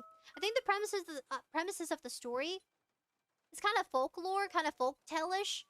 It really doesn't have anything too action-packed, but it's if you're going for grim aesthetics, you know, darker themes, supernatural themes, this might be the game for you. Go check it out down in the description below if you guys want to play it for yourselves. It's gonna be a while till we get a part 2 out. It's kind of like one of those relaxing, chatting, chill games. So hopefully you guys liked it for our first time on the PC. Now, Thursday, we're gonna be playing a puzzle game. It's kind of like a little to the left, but it's also 𝐏𝐿. I think it's called the Handy Store. It's where you get to make gizmos and gadgets and fix them. There's like a Game Boy on screen. Or at least from the caption I saw in the description of that game.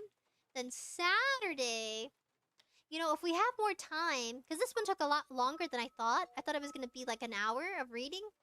But I'm surprised. I'm pleasantly surprised it was longer. Well, guys, peace and love. And I hope to catch you next time at another live stream. And if you guys want, let me know if you guys want to play Minecraft. I might be able to do it this time on this PC. Yee. Alright guys, thank you for joining this chill chatting horror game adventure. Take care of yourselves, and I'll catch you next time.